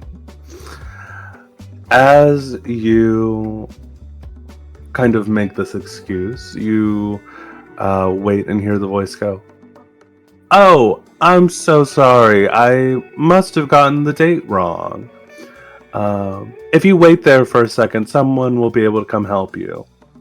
And you hang out for a second. Well, I think that went pretty well. That was pretty easy, huh, Artemis? Artemis gives another thumbs up. Still recording with the camera.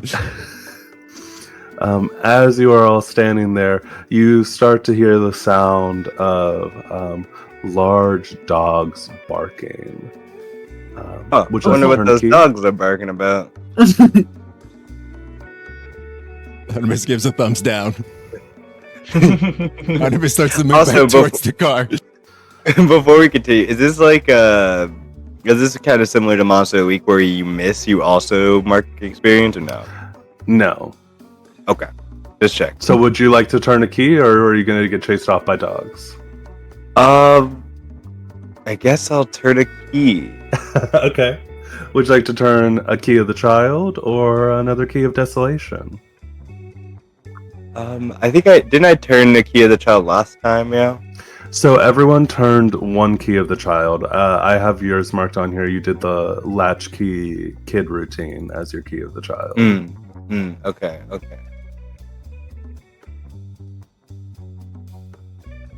I think I'll do the fathomless well, and I'll lower my Interesting. reason by 1. Oh wow! And increase my sensitivity. I love that you're really like speed running the keys of desolation.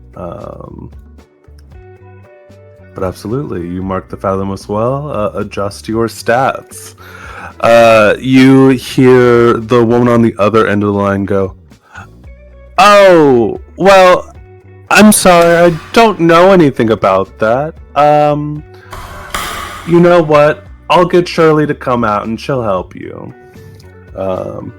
And you hear the buzzer again, and it takes a few minutes, but you hear the sound of heels clicking on linoleum before you see her turn around the corner and approach the glass door. And she will step outside and say, "Hi, Shirley Bananas. So glad to meet you both. I heard that you were hoping to do an interview of sorts." What does reason kind of tie to in like kind of character base? Like logic, but also it is a little bit of your sanity. Okay, and kind of a sensitivity dual is like the learning about the weird. Yeah. So, Dallasly goes, "Yes, we here to learn about the great factory. The factory that will pierce through the heavens. The one that will make everyone happy." Oh. Oh, I'm sorry. I don't know what that is. We're good. We're here for an interview. Oh. And she looks at you for a second and goes, "I think you might be just the people we were hoping to do a bit of a spotlight with." I give a thumbs up to Artemis. Oh Artemis my gives a god! thumbs Which up is back. just a little bit. Artemis, seeing the eye Oh. twitch, just full winks back. Also, just because I simply cannot let it pass, we have another vision of that neon desert. We see Dallas. He is crawling through the sand. He is approaching a small stone well. It's more like a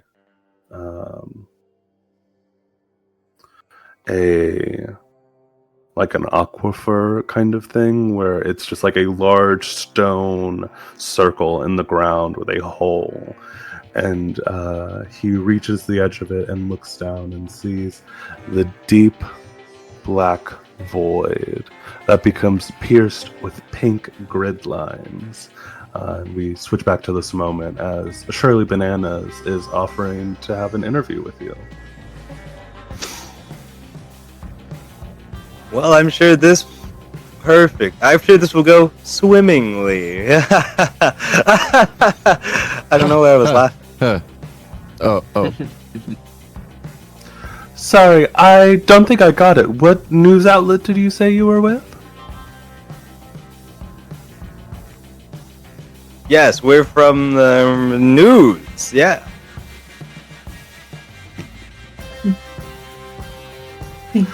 Oh, you must be with Deep Lake Channel 4. Of course. That's why We- the swimmingly joke earlier. I would love to have a discussion with you. If you'd like, we could come inside, go to my office, have a bit of a discussion. I unfortunately cannot let you take a tour today, but we do have some tape available that we'd be happy to provide you with some B-roll. Oh, perfect. And I'm sorry, I don't believe I got your names. My name is Chaz Dementia. And And this- John Smith. We're brothers. Hey, Timbo. you see. Yes, my Timbo, my benevolent good keeper. friend. I'm gonna have you roll the day move. Okay. When you do something risky or face something you fear, name what you're afraid will happen if you fail or lose your nerve. I think she'll clearly see that we're lying. Interesting. You know, we already have raised the stakes a little bit. I think I'm actually gonna have you, even though it's the daytime, have you roll this as the night move. And unfortunately for you, Timbo, it is worse than that. She will happily let you into the factory. Please roll the night move with presence at disadvantage because you are here, John Smith, with your brother, what was it, Chaz Dementia? Yeah.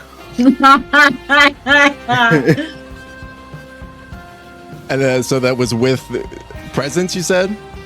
Yeah, with presence. Okay. So Or composure. I'll be nice. I'll let you do composure. Okay. You're clearly stressed out by the situation. that's a miss, my friend. You see, Shirley goes, well, Chaz and John, I am so glad that you stopped by for an interview today. You know what? Let's go inside. She leads you down the hallway, and you see that you turn the corner, and she's leading you down the hallway. And you're walking for a couple of minutes, and you're still walking down the same hallway until she turns around the corner and it opens up to a huge factory floor. And you are unable to focus on anything in the room except for one part. You see, towering over you, there is a stack of the dream and pints of sweet, sweet, pure white, vanilla-ish flavor towering over you like a ziggurat from another land. And you hear screams start to happen.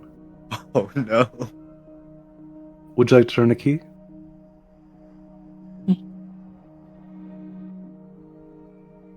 I do, but I'm so curious how this plays out. I'm also curious how this You'll plays out. find out. You'll find out regardless. True. That's true. Yeah, I'll turn a key. I'll turn a key. Okay. I'll take the Would you like first, to do a I'll take the first key of desolation too. Cool. I love it. We see as Artemis is there in the same neon desert. The sandstone arch is a little bit different for Artemis. We see him running across the sand as there on the horizon is this towering structure, but it's still so small. There on the horizon, we see Artemis running, leaving feet print in the sands, these neon red feet prints. And every time he looks away, it looks like the sandstone arch is just still out of reach until he stops and we see a dolly zoom as the sandstone arch slams into focus in front of him, and he doesn't even get a chance to touch it. It's like he's forced through the arch. Let me snap back to the moment and see Shirley Bananas say, absolutely. Let's go to my office. I am so happy to provide you guys. We have some extra copies of that reel that you guys can take. And, you know, it's a little bit canned, but we have a sort of PR prepared speech that I can give you guys, answer some questions, that kind of thing. And she leads you inside. And we are going to take a 10-minute break. We're about halfway through our session. This is a good and juicy day phase that we're having a lot of fun with. So I don't know if we'll get to the night phase tonight, but we'll see. We return back to the La Fresca Public Library. We see Lizzy Levine bent over a table looking at some microfiche. She slides it in and projects it up onto the wall and sees this mysterious note before she begins to hear that song that feels just out of reach. And then she sees Miss Marvell Merriweather, faceless, shushing, staring at her. Lizzy, what would you like to do?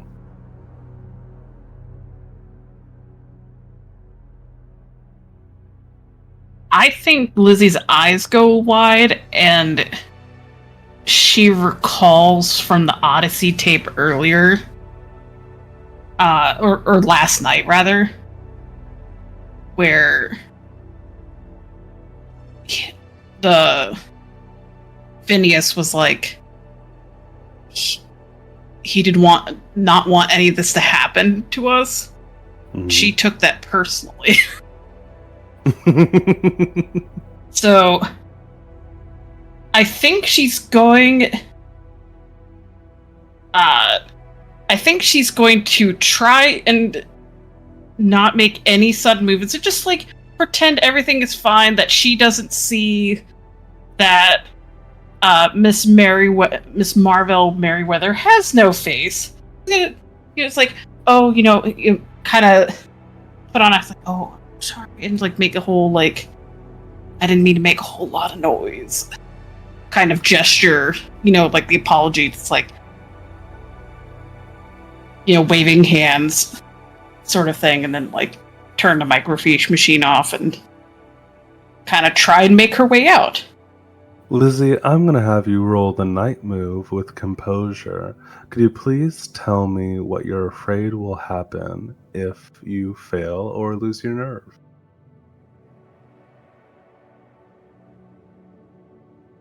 I think if she doesn't pull this off, like if Lizzy doesn't pull this off, this monster is going to realize that Lizzy sees her for what she really is, and attack accordingly. And because it's the night move, I'm afraid it's worse than that, Lizzy. If you fail, she already knows, and she's taunting you before it's time for her to start hunting. Jesus. Please roll the night move with composure.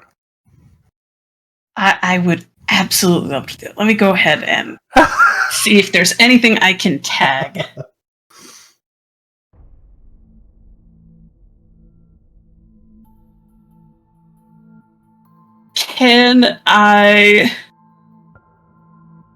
Does the object have to be on her person in order to mark it necessarily? So, your corner of the house, the objects are sort of in a almost like quantum hammer space. Mm-hmm. It's assumed that if you want to mark an object, at some point before this scene, you had decided to pick it up and take it with you for the day.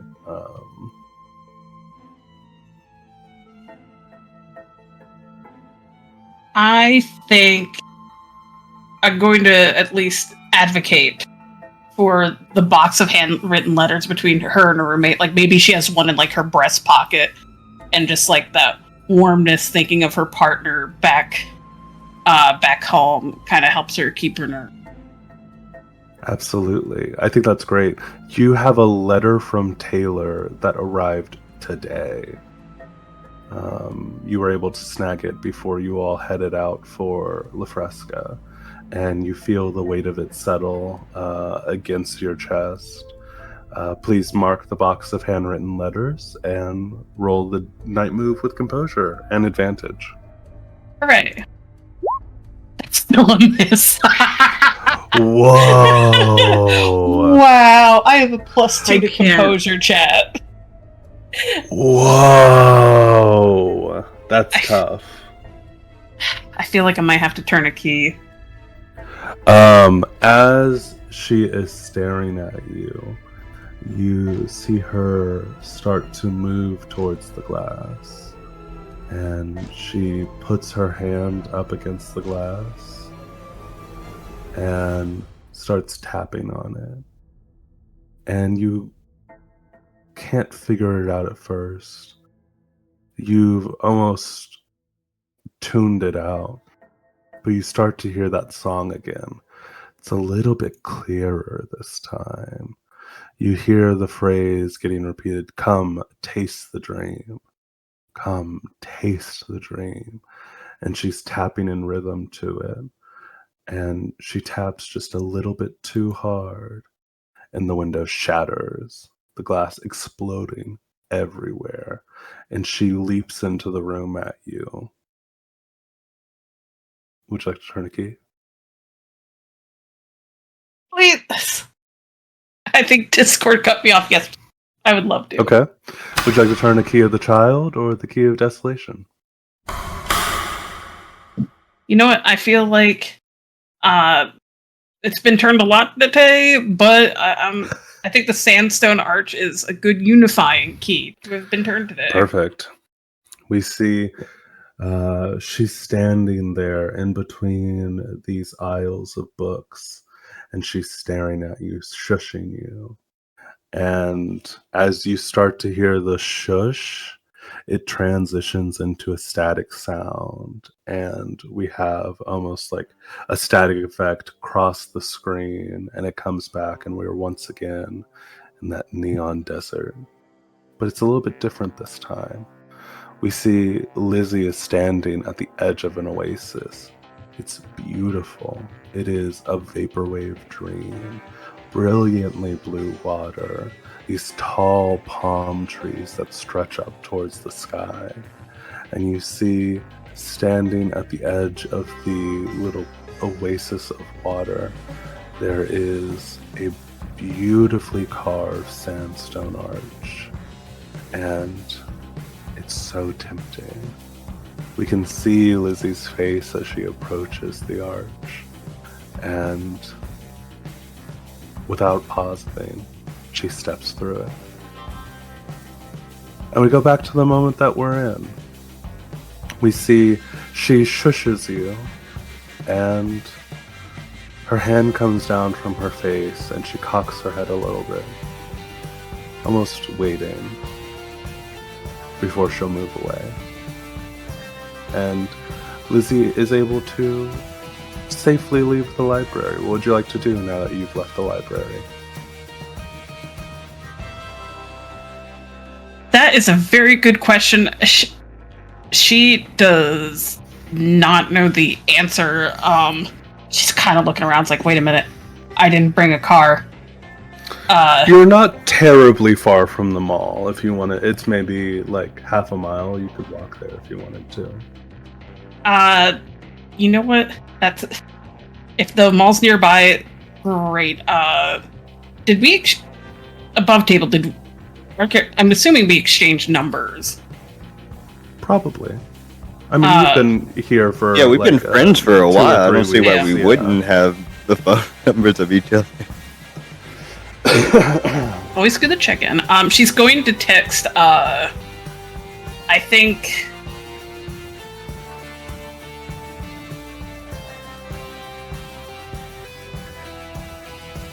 I don't know if we have like a group chat. I don't remember when MMS.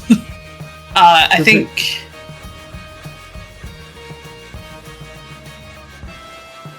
Gonna text the two that are at the mall. It's like, on my way in all caps.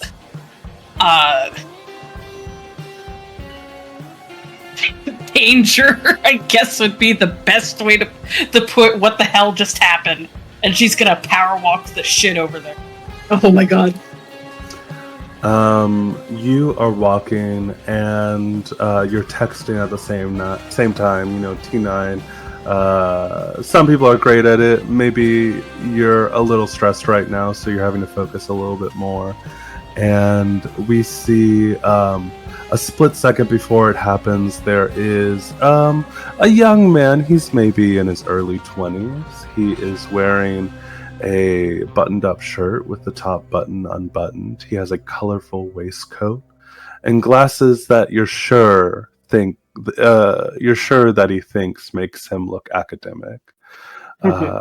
Is on a collision course with Lizzy, and the two of you slam into each other, and he goes, "Oh, I'm so sorry. I wasn't paying attention. I'm sort of running some errands." And you see he was carrying 2 coffees with him, but they have ended up all over his beautiful bright waistcoat. He goes, "Oh God, I'm gonna be late."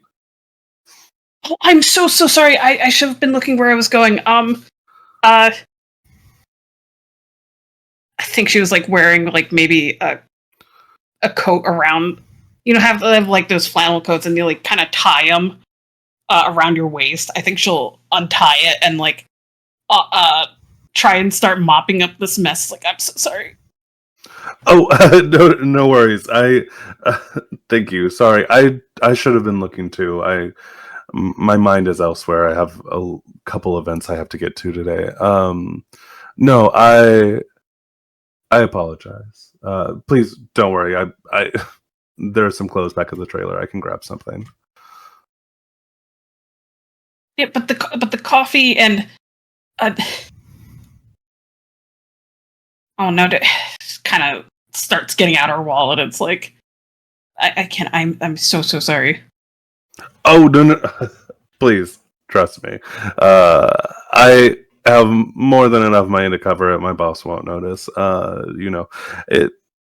It's one of those things. I would have been late 10 minutes ago when she asked for coffee 5 minutes ago. It's fine. Sorry. I'm Stuart. Lizzy, nice to meet you, Stuart. Just her glasses, like, kind of shakes off the coat, her coat a little bit. Totally. He stands up and will go, I'm so sorry. I have to get going, but it was... And he kind of looks at you and goes, nice to meet you, bye. And he turns away and leaves. Oh wait, how am I gonna... and he just walks away. It's like... As she is already sent to Grace the whole on my way danger sort of message. It's like... and not elaborating any further. It's like watches him go. It's like, oh shit, I was doing something. And we see Lizzy typing on her phone again as she heads towards the mall. We will move forward a little bit. Grace and Isaias, the two of you are heading towards Lost and Found. Yeah. Let me pull up that page. To La Fresca County Mall. So, Lost and Found is at the security desk, and this is a new mechanic that you guys can play with. Anytime a Latchkey is visiting the Lost and Found, they can trade an unmarked item from their corner of the house with one on the list. There must always be 4 items in the Lost and Found. There is a sweatshirt inexplicably covered in sawdust, a water bottle with the nozzle heavily chewed, a cheap imitation Rolex stopped at $222, and you see there is a hot pink velvet bag. What's in the bag? Yeah, I'm about to say that. I pick up the Would bag. you like to leave an item? Yeah. Which one of you wants to leave an item? And what do you leave? Something from my corner of the house? Yep. Oh, I'll leave the Bible. That's really funny.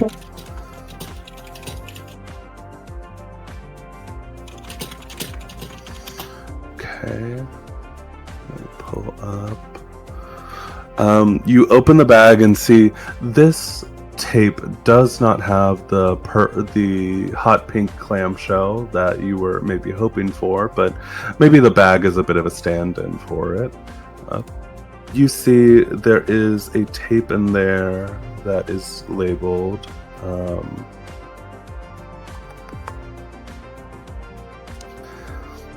Mr. Odd and C's Slide and Ride. Oh, Interesting title. okay. Do you think it's a naughty film? I hope not.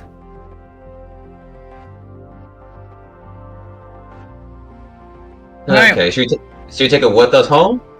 No, I think we should take it back to Mr. Odyssey. So we're gonna take it back to the Crypt Keeper? I don't know. Yeah. I mean, he asked for it. That's true. You think he'd still be there this time? I mean, it looks like he still lives there. Probably. I don't know if he lives there, but probably. I mean, does he even know what his son looks like? I don't know. I don't know anything about this man. Right? No, let's go back and tell him about it. Right, let's go. They head back toward Mr. Odyssey's video. You see the same familiar figure is sitting somewhat slumped in his chair. Does not react to you approaching at first. Let's just sit there. Sorry, go ahead. Is this your... I think we found your tape, sir.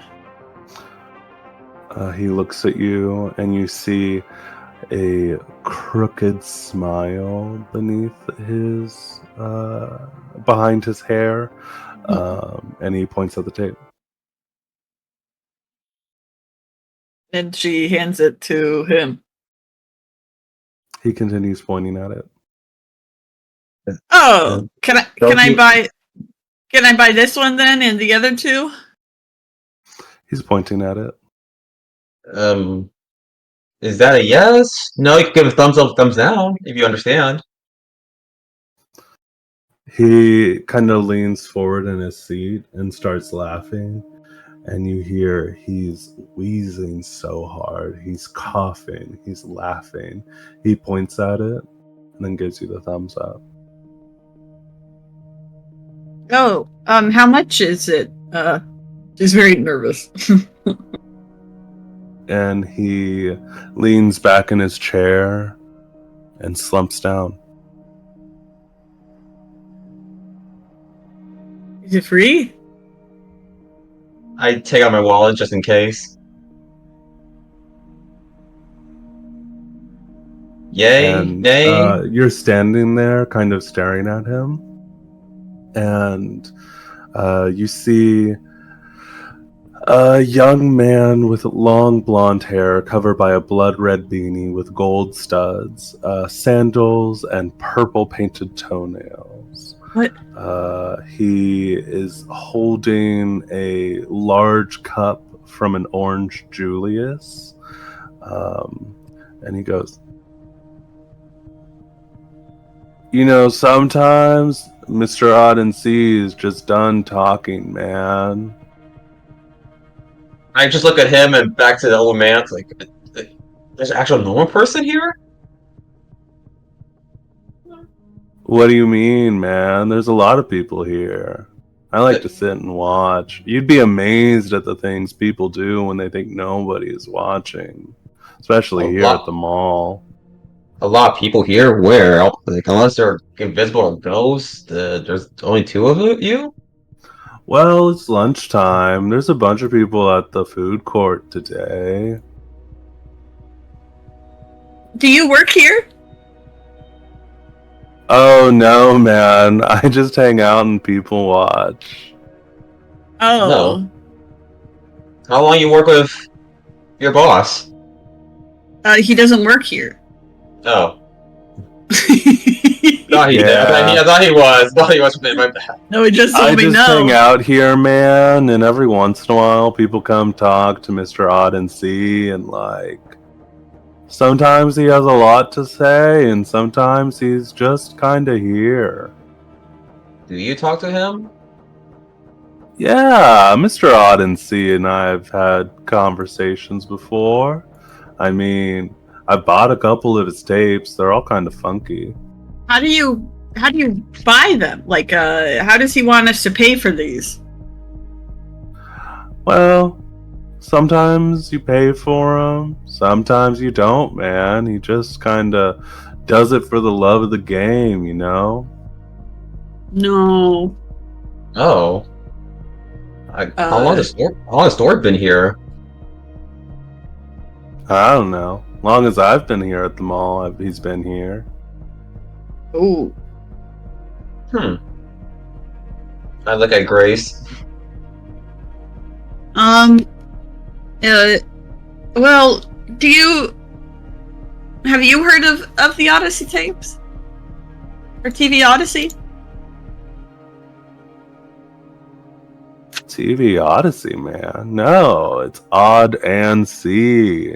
No, I mean, Then- just in general, TV Odyssey. What's that, Kind of- man? TV Odyssey? Yeah, it's like an old public access channel from back in the day around here. It was a while ago, but I remember it. Man, I have lived here my whole life. I don't think I've ever seen public access around here. Not a whole lot to watch on the channels. So, what is your name? Oh yeah, I'm Julius. I'm Isaias. This is Grace. Grace, Isaias, nice to meet you, man. It's kind of funny you're holding an orange Julius and your name is Julius. Wow. You get that? Have you ever had an orange Julius, man? It's so cool. I haven't actually. You should check it out. It's at they have like a new one at the food court. Oh, a new one? A new one. Yeah, you know, it's kind of like a dying mall, but every once in a while we get lucky and somewhere new moves in. How long do they last? Kinda depends. The Orange Julius has been here for a couple months now. Couple months. And this seems like signs are slowing down or closing at all. It comes and goes in waves, man. I mean, especially around the holidays, there's always a Spirit Halloween. There's a couple, what are they, like a Christmas store, you know, they got the trains and stuff. Oh. Okay, well, I mean, I guess we're not paying for these today. I guess we're just taking these videos. I guess. I leave some like $20 on the counter just to be sure. Thank you, sir, for your help. And you try and take the two other tapes and he'll stop you, but he'll let you take the one. Oh, okay. Okay, so we can't take. Okay, all right. All right. So she leaves the other two tapes. So wait, dude, I forgot. So you watched these tapes? Yeah, like on a VHS. Like, did they give you any weird effects or visions? What do you mean, man? It's just like a tape. Yeah, I guess so. I guess I'll leave you two be then. All right. Well, I think I'm going back to the food court to do a little looky-loo, little peeping. But you know, if you want to go anywhere in the mall, it's free country, man. I mean, like I said, I think you should try the Orange Julius, but you know, free country.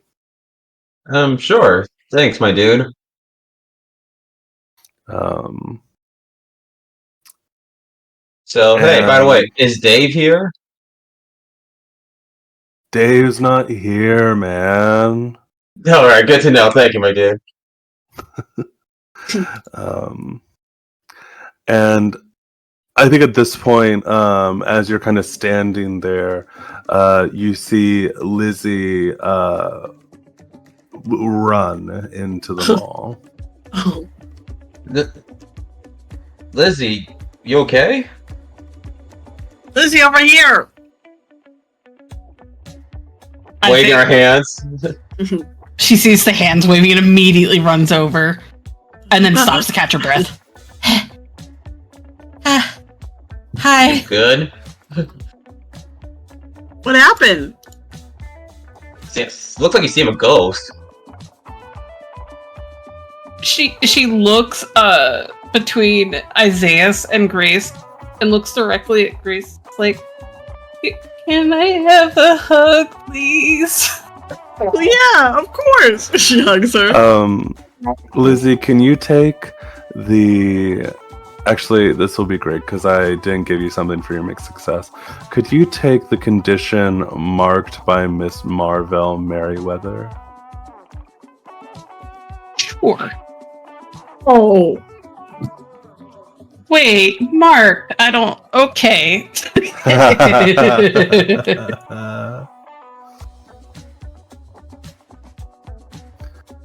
But yeah, you're definitely feeling shaken up after all that. But, yeah, she'll like hold on to Grace. Like, usually Lizzie's very gentle, but this is like a very filled with raw emotion. Like, she holds on tight and starts crying. It's like, no, I'm not okay. Oh my gosh. Well, let's go. Let's go. We can go talk about it over here. And she does take her over to a bench. She'll Yeah. sit down and just like collapse onto the bench and just like starts ugly crying. Oh no, Well- take your time, take your time. And You guys- Peaches, I think Peaches will be giving her some cuddles. Wow. The dog is there. There was this lady and she shushed me but it was really weird because she had like no face or eyes and stuff. And What? I think she was about to attack me, and it just reminded me of when, you know, my dad would ask you to keep secrets and stuff.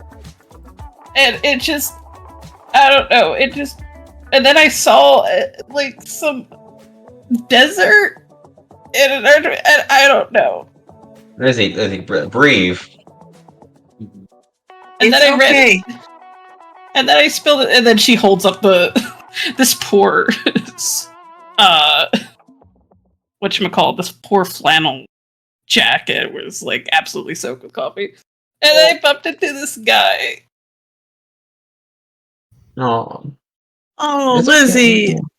I'm so sorry. Oh my gosh. Well, we're here together now, okay? And no one is going to attack you or ask you to keep any secrets or anything like that. So, you're okay now. You're okay. Look, see, we're in a mall. We're together. You're with me. You're with Isaias. Everything is okay. I'm sorry. I'll look around just in case. Lizzy, could you make the day move with composure? What do you think is something, what do you fear will happen if you are not able to kind of settle your nerves?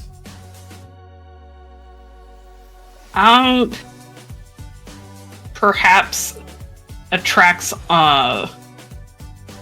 unwanted attention from basically somebody who might have something to do with the dream might might catch wind of what, because she's muttering, like, her story's not making totally. much sense, but... Totally. Yeah, please make the day move with composure. Will do.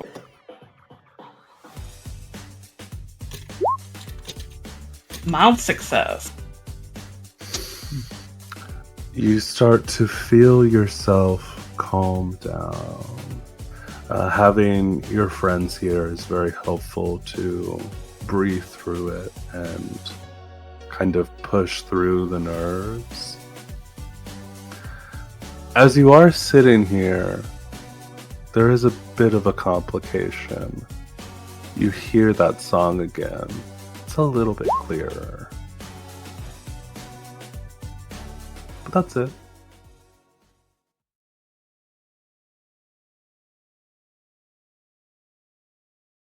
Oh, you know what? I will choose to go through with it. Cool.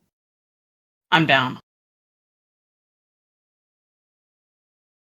I feel like she starts breathing a little more normally again. Just like, okay, thank you, Grace. I'm sorry. I didn't mean to panic. Do you hear that?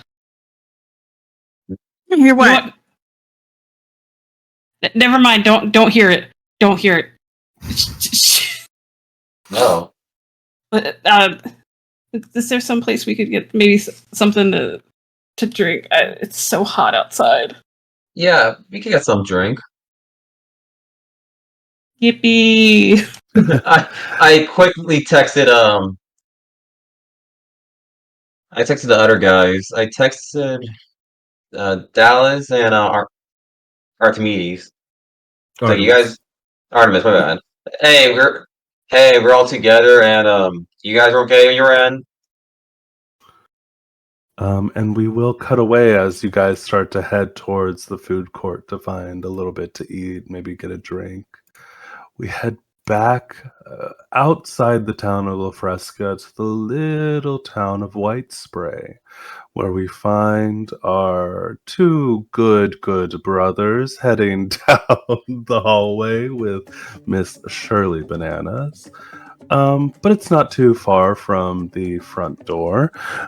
You see that she turns around the corner, walks maybe 30 or so feet, and turns again into an office. There is a window that's looking out towards the parking lot. You can see the chariot of air sprayed fire there. But the two of you are sitting, and Shirley says, well, I'm so glad to have visitors here. We've done a couple sort of press junkets outside at on location, but it's nice to have someone here at the factory. We haven't had a chance to send out B-Reel yet. So, yeah, what kind of questions do you guys have? I'd be happy to answer anything. Well, yes. In a lovely factory like this, you gotta treat your workers so well. I'm sure you have, but we're really interested in the new flavor of your product. There was an older flavor, but this is a newer, hip flavor that will appeal to every demographic, right? What exactly are you adding that extra kick with? Because everyone seems to want it. Absolutely. Our original flavors were Chocotastic Blast, Sunshine Strawberry, and Groovy Gooey Vanilla. And they really were popular at the time when the Dream first launched. I think that we really had some interesting success. It seemed like they were all fairly popular. They were testing well with people, but this was before I joined the company. But my understanding is that with the return of the Dream, we wanted to make something that felt new and fresh, something surprising. It's kind of like those white airheads that people love. It's like a mystery flavor. You kind of get that with the Dream, with white, this new flavor that we're releasing, but it's still kind of comforting because there's just that little touch of vanilla in there.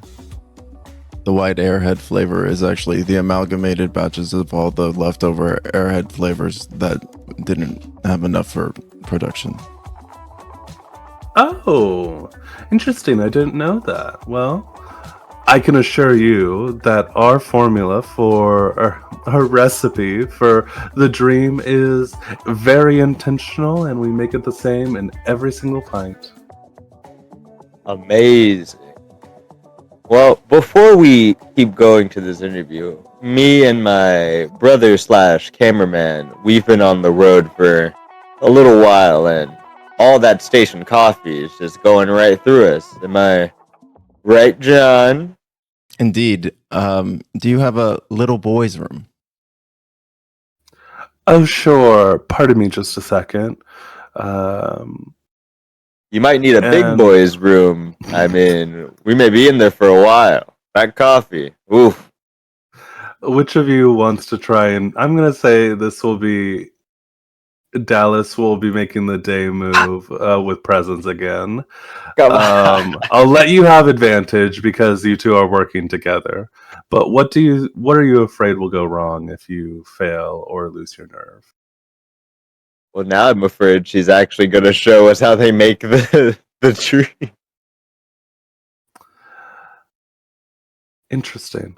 Well, it is the day move, so I have nothing to add to that. But please roll the day move with presence at advantage.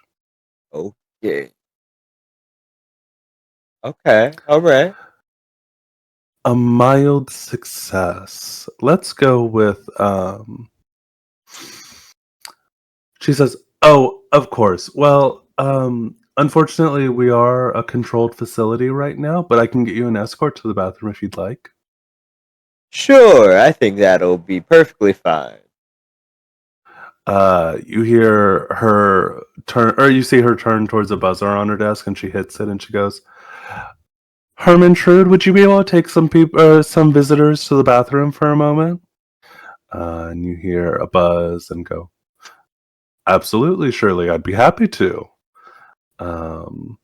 And she goes, "It'll just be a moment. He has to, come down from security, and he'll be able to show you to the bathroom." And you are here waiting, and I think there's just an uncomfortable silence as you're all sitting here waiting for Hermantrude to show up. Oh, before we go, can we get that B-roll you said you had? Oh, of course. Well, um, absolutely. Let me get that for you. And she will turn away from you and go back towards a little table behind her desk. And she starts packing up a little bag for you guys. You can see there are a stack of VHS tapes on the table. They are. Do any of these look familiar? Like the same VHSs that, same type that we've been getting?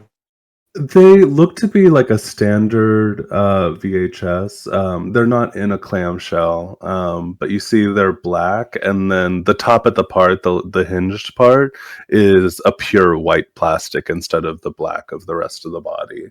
And you see she takes a couple of them, and you hear a ripping sound as she takes some butcher paper and quickly wraps up a couple of them. While she's doing this, two questions. One, Okay. at any point while she's doing this, is her back is turned to us, like in her desk? Her back is currently turned to you guys. Okay. Second question, how accessible is her computer?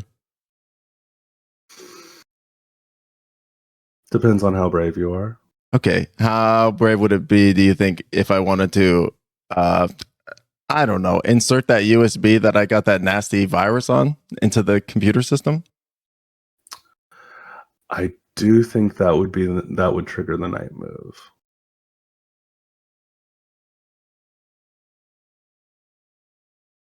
I'm gonna go for it. You can do it. I'm gonna go for it. Please tell me what you think could go wrong if you fail or lose your nerve. I think that will obviously be caught. Like I'll be caught tampering with her computer, and Is that enough, or is there? Because I could think of more. I definitely could think of more to add to that. I think you could punch it up a little bit Okay. before I punch it up again. I think that I'll be caught and we'll be thrown out of the facility. It is worse than that, Timbo. You will be caught, and you will learn what Hermantrude is, as he is not human.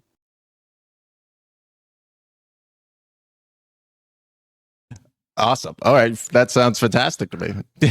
Please, let me pull up your sheet real quick. Artemis, please roll the night move, and I'll say, let's go with vitality. You're kind of, or no, it gets composure. This is your job. You do computer things. You're gonna try and sneak it into the USB port in the back of the computer. So, yeah, let's go with composure. And this is with no advantage or disadvantage at none. Correct. Mild success.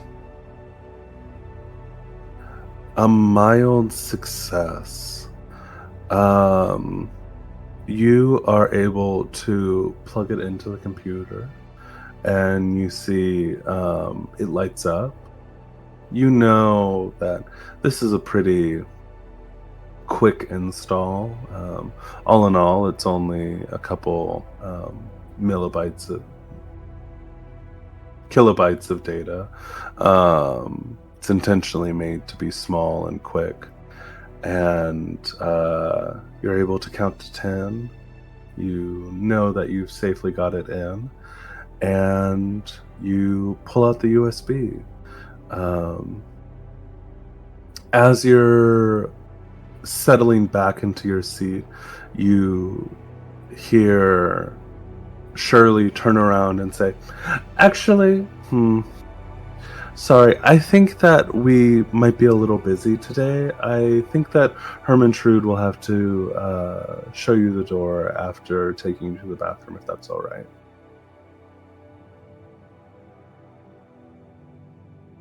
Artemis back in position. Thumbs up.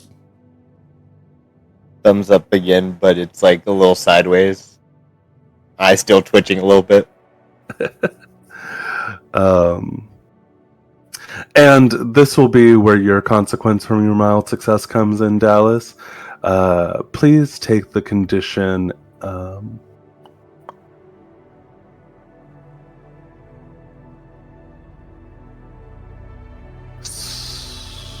We'll just go with impatient. That's classic. I don't need to put a flourish on it.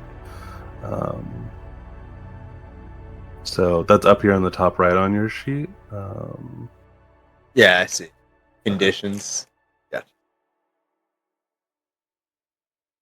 And you are handed a small parcel that has 2 of these tapes.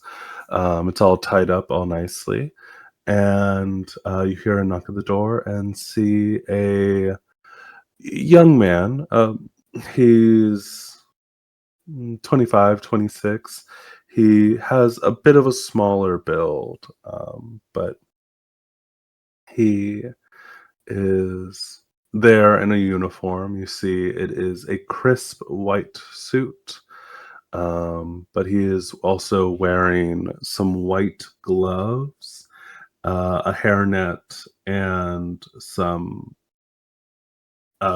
shoe coverings. And he says, Shirley, sorry for the wait. I was out on the floor, but I'd be happy to go escort these young men. Is that all? And she turns and says, well, it looks like my afternoon might be a little bit busy. After they go to the bathroom, would you be able to show them out? And he says, of course, I'd be glad to, Shirley. And he will lead you to the bathroom. Okay, as we're going to the bathroom, I do have a question. Sure.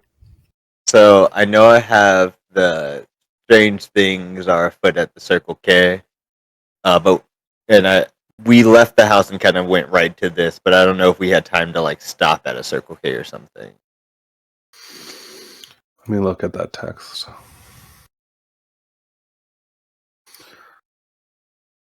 Let's just say no. So strange things that are afoot at the Circle K, you would need to do that ahead of time before you would be leaving the house. Just because it's like you're adding it to your corner of the house. It's more of a preparation move rather than a reaction move, if that makes sense. Gotcha. Okay. So next time before we leave, I'll say we go to the Circle K. Gotcha. Absolutely. All right. Well, that changes my plan. This may be a little more bad. I was gonna be like, I got some like a snack pack pudding, but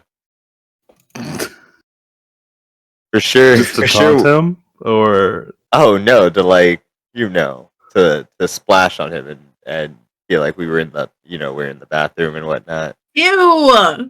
Why? Well, because if it's a sterile place, so if he was to be covered in pudding, he would have to go away from us and leave. But now this may be something different. Okay, so he takes you to the bathroom. I thought the pudding was a euphemism, and now I'm realizing it wasn't a euphemism. Yeah, I'm not sure if it's better or worse or smart because or they not. wanted to get the pudding for the Circle K, right? But now, yeah,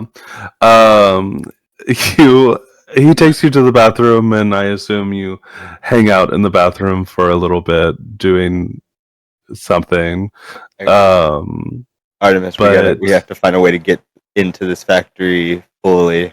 It feels like there's something here. I felt if I heard something while we were walking or something. Now we for sure have lighters. Maybe we set a small fire. You hear a knock on the door. Gentlemen, are you almost done in there?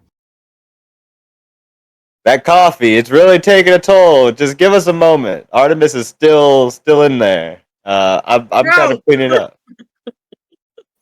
And he'll say, "This is so silly, Drew." He'll go, Set a fire. "All right, well, I'll be coming in a few minutes if I'm still waiting on you. I do have to get you off the premises." All right, no problems. This is a big. You have time to do a single action, and I'm gonna need it in the next 30 seconds. Otherwise, he's gonna come get you. Okay, Artemis, should we set a fire? We for sure have lighters. Should we set a fire? You said that you were gonna stop smoking in the car.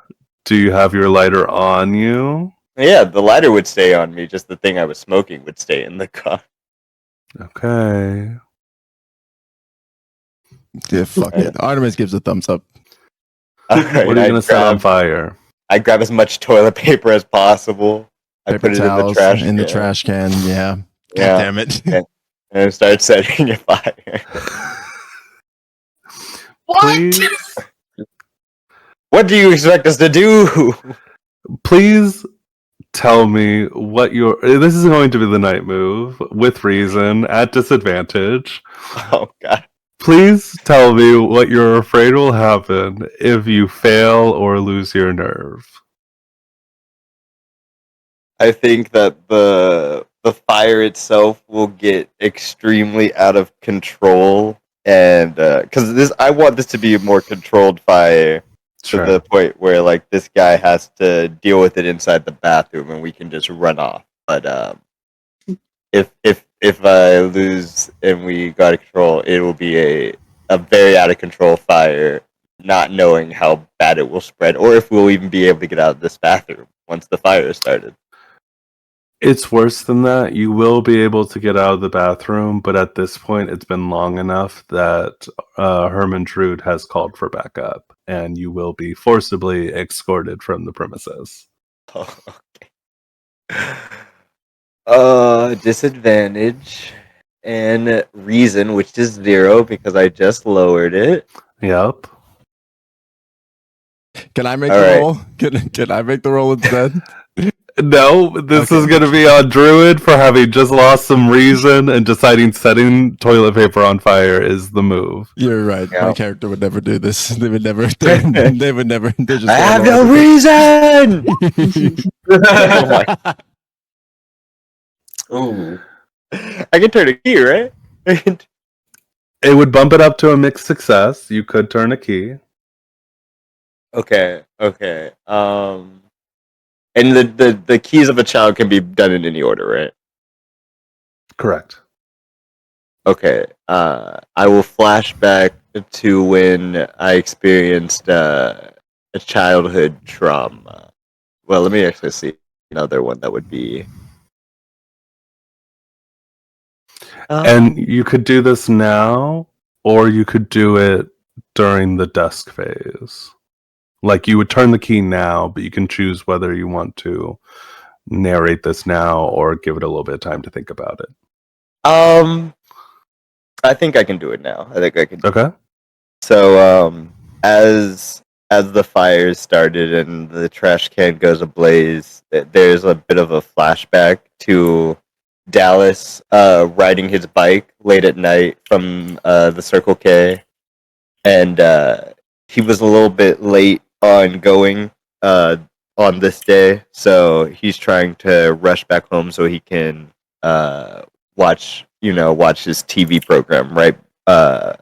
So he decides to take a shortcut through the woods, and as he gets to like a path that is very close to his house, he looks out, he sees there's a small fire that is like a little bit further through the woods, and there is a elderly woman who's standing around the fire, and like as he kind of looks towards her, she looks back, and her eyes, he didn't notice it before because of the fire, but as she kind of steps closer, her eyes are completely like static, and when she opened her mouth to say something, it sounds like a chorus of like television programs playing all at once.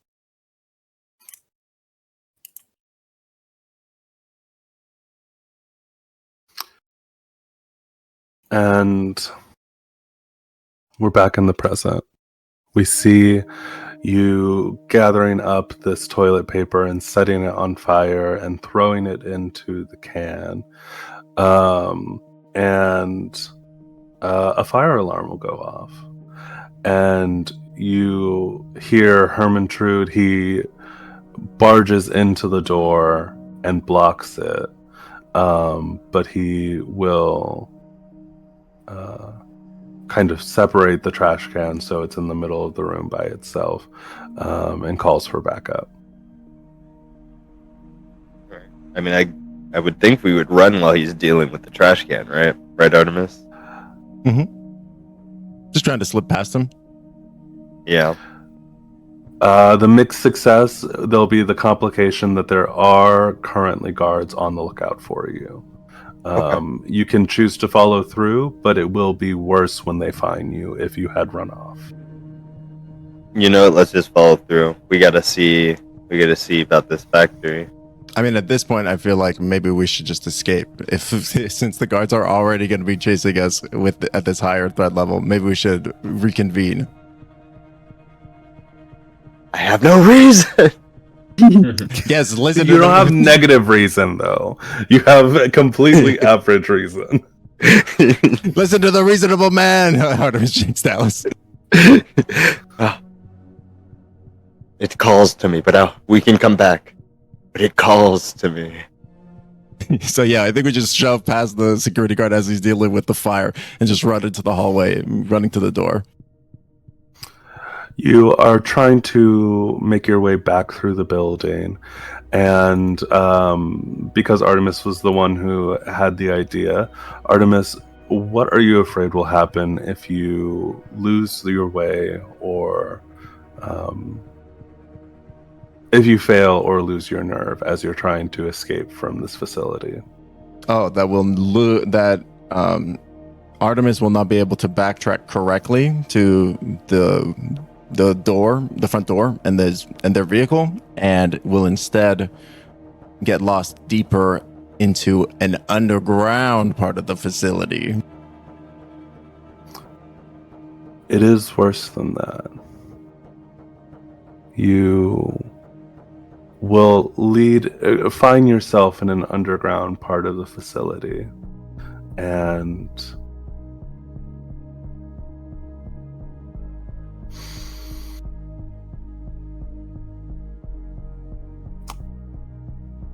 you will find the consequences of enjoying the dream too much. Please roll the night move with reason as you try to remember your way through this tangle of hallways. Oh, hell yeah. That's a Perfect. massive success. 14. You do as you intended, or you hold steady, and the keeper will tell you some extra benefit or advantage you receive. So you are running through these halls, and it's even more tangled than you remembered. There's so many intersections. All of the walls are painted this pristine white, and the linoleum is bright and shining and clear. You are running, but you do not run into any guards while you are on your way out of the facility. And as you are getting ready to leave, there is... you are turning around a corner, and you see, for a brief moment, instead of staring at a long white hallway, you see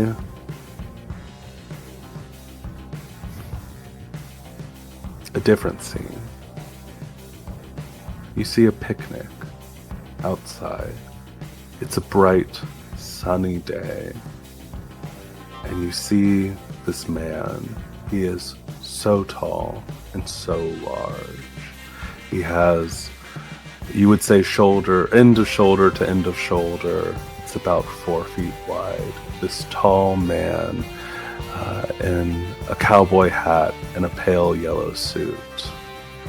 He is standing there with a small silver cigarette case. He opens it and almost impossibly tosses one at you, and you see it flipping across space, across time, and you catch the cigarette, and in your mind you know it came from the year 1933, and you blink and you see, instead of the picnic, it's the front door. You're out in the parking lot. You make it towards your chariot and you peel off into the night. As you are heading back towards La Fresca, you're able to pick up your friends and make your way back towards the town of Deep Lake. We are going to move into our dusk phase.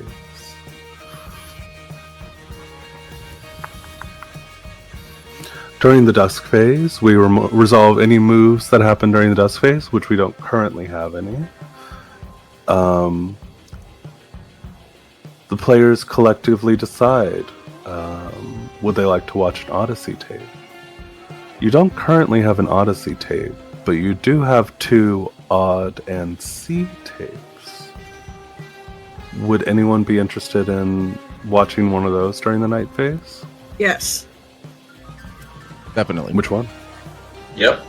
Yeah. The one that was on our porch. Absolutely. At this point, you guys do technically have enough clues to try and answer the complexity 6 question. However, you would be rolling with a -2 to your final roll, so things could go poorly if you try and solve the mystery already. Would you like to? I don't. No, not yet. Okay. Yeah, that's at a -2. I enjoy risking it for the biscuit, but I'm at a -2. Yeah, not currently, no. We have some players who wish to watch the Odd and C tape, labeled Mr. Odd and C's affirmations 04. Is there anyone who wishes to do anything else during the night phase, or will you all be gathering for that? Probably should be watching that too. Want to try and get another clue, but at the same time, if everybody else is watching, I feel like Lizzy doesn't want to be alone for this one. Yeah. I think it's going to stay with the group. I think that Artemis is going to make plans to smoke the 1933 cigarette as well, and he'll let everybody know. I don't think he'll make a group announcement, but he'll let everybody know privately about it. Hey, I'm smoking from 1933. I'm smoking from 1933 over here. Come on. Come on. Oh yeah, I guess. Lizzy would also share the clues that she's found. Totally, yeah. I think that's fair to say. You guys kind of recap your day's adventures, unless there's anything specifically you want to share with each other before we head into the night phase.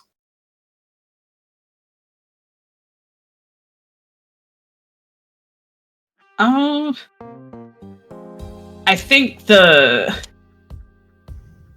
note on the paper was on the newspaper was of specific import, but there's nothing. And Stuart was also an oddity, but I don't think there's anything specific. Mm-hmm. Well, in that case, it sounds like everyone is settling down for the Odd and C tape.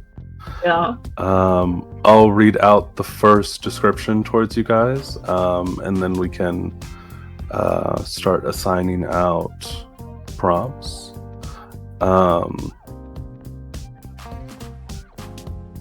So,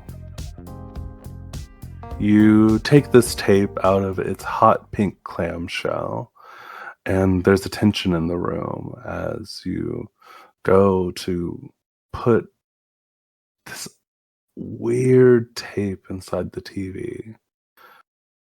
You put it in and see this tape is an episode of Daily Affirmations with Mr. Odd and C. That's kind of the title card at the beginning. It opens with a shot of Mr. Odd and C seated on a couch in his living room. The room is tastefully decorated and has sand-colored carpets and wallpaper. Mr. Odd and C is staring directly into the camera, a slightly too wide smile on his face. A soundtrack featuring smooth piano can be heard. And I'm going to give you guys the first paint the scene. Mm-hmm. I will warn you, there is a little bit of a trick to these Odd and C tapes. Some of the phrasing might be a little odd. And I won't explain yet what the trick is, but the first paint the scene prompt. Mr. Odd and C is trying to make a point. Financial success and good life ideas. How does the appearance of the characters reflect this? He used a lot of body language, that's for sure. It's like something more positive. He wave his hand, try to make gestures. Like he knows what he's talking about. But at the same time, something feels off with that. He knows what he's talking about, but at the same time, I feel like some of it is kind of pulling out of his ass. It's kind of hard to tell with that situation. Did you say the characters are characters? That is part of the confusing thing about these prompts. The grammar might not make sense. Just kind of feel out the space. Maybe it is the characters. Plural. Can you say the thing again? Yes, I also posted it in the beta chat for you guys. Oh. Mr. Odd and C is trying to make a point. financial success, and good life ideas. How does the appearance of the characters reflect this?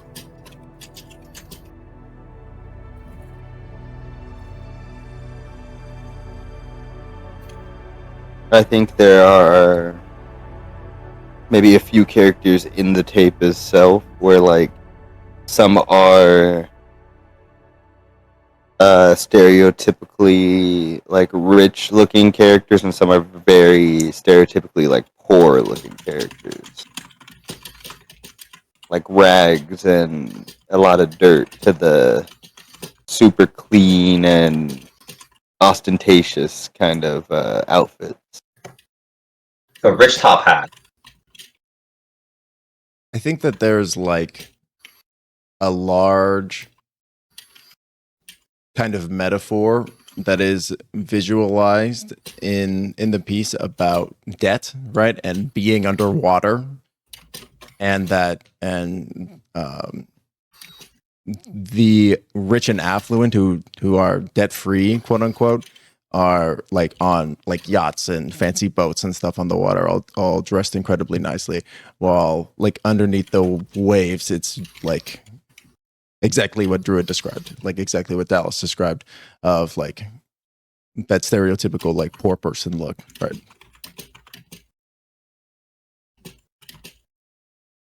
And I think that moment, like seeing all of those people like oppressed under the waves like that, I think you would see Artemis like withdraw from that, like, and from the screen, and like kind of, and from it, you know, he would clearly not enjoying it.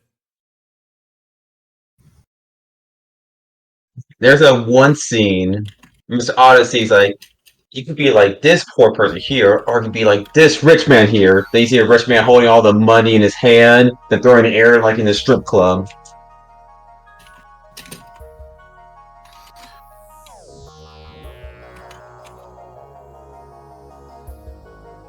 I am gonna go on another interpretation of the question. And I'm going to say that everyone in the room physically, like watching this tape, is kind of leaned forward and intrigued. I guess except for Artemis, I guess for Artemis. Who's kind of been, you know, reflexively moving away. But and there's just this look of intrigue on their faces.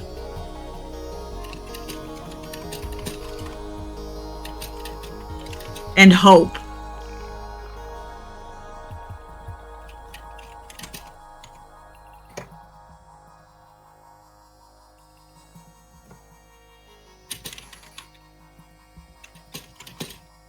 Looks like Mr. Odyssey has a wicked grim. Like a wicked smirk.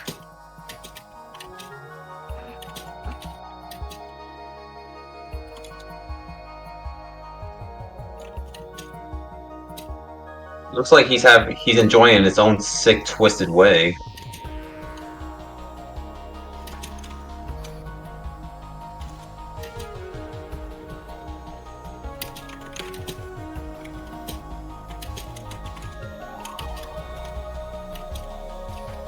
You think those people will ever get out from under the waves?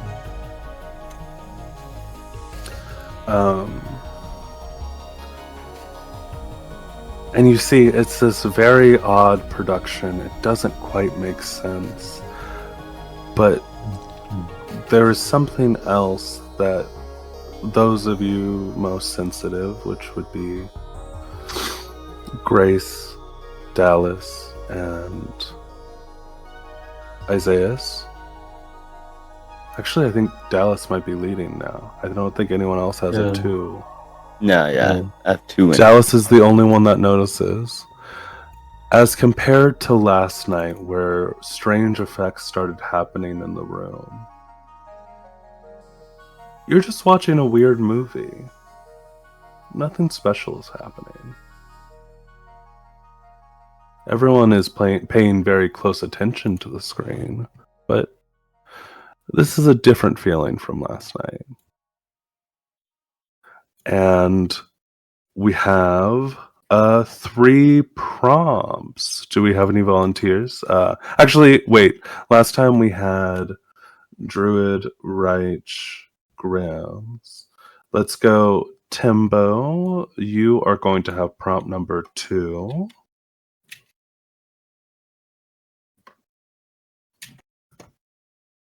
Let me number that for you. Vinny will give prompt number 3.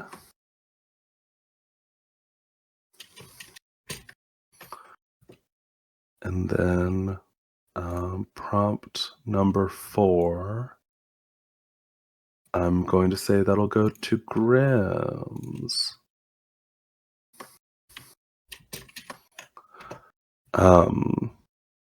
So, Timbo, when you're ready, I posted it in the voice chat. Could you read out number 2 and give us an answer? Absolutely. Number 2, the theme of the day is the health of the bodies. What message is Mr. Audency communicating? So I think that the message that Mr. Audency is communicating in this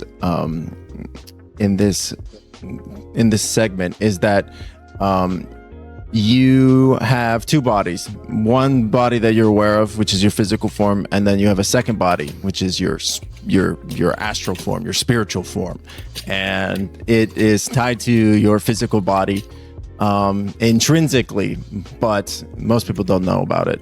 And if you ignore it, it's like the same like as ignoring your own physical health. You have to mind your astral health. And then there's a bunch of palliatives that are Mr. Audency branded. Absolutely.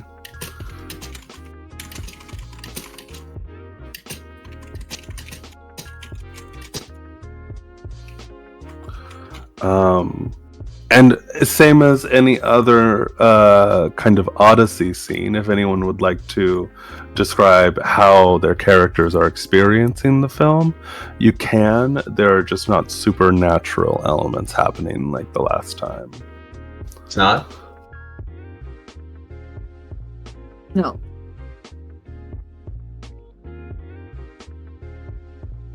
Okay, next up, Vinny, could you do number 3? A thing holds seeping and crawling from the holes in Mr. Audency's face.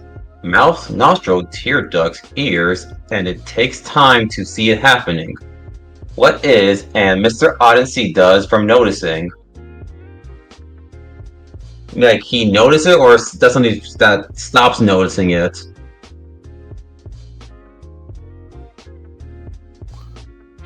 I'll give a little bit of a clue and say that in this case he is reacting to noticing the creepy. Oh, he is noticing. Oh, he is noticing. Okay, that's all I need. Alright. Some little things coming out. It looks like bugs, but it looks like it has hands and feet. And multiple of them crawling all over his face and onto his suit. While they're all crawling, he keeps speaking like a broken record. So our guys, do we be rich, rich, rich, rich, rich? You be away from the poorest. As soon as the creatures disappear, he went back to normal and nothing happened.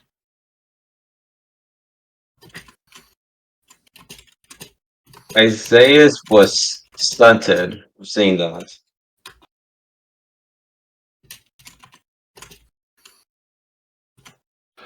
He stepped away from screen a little bit.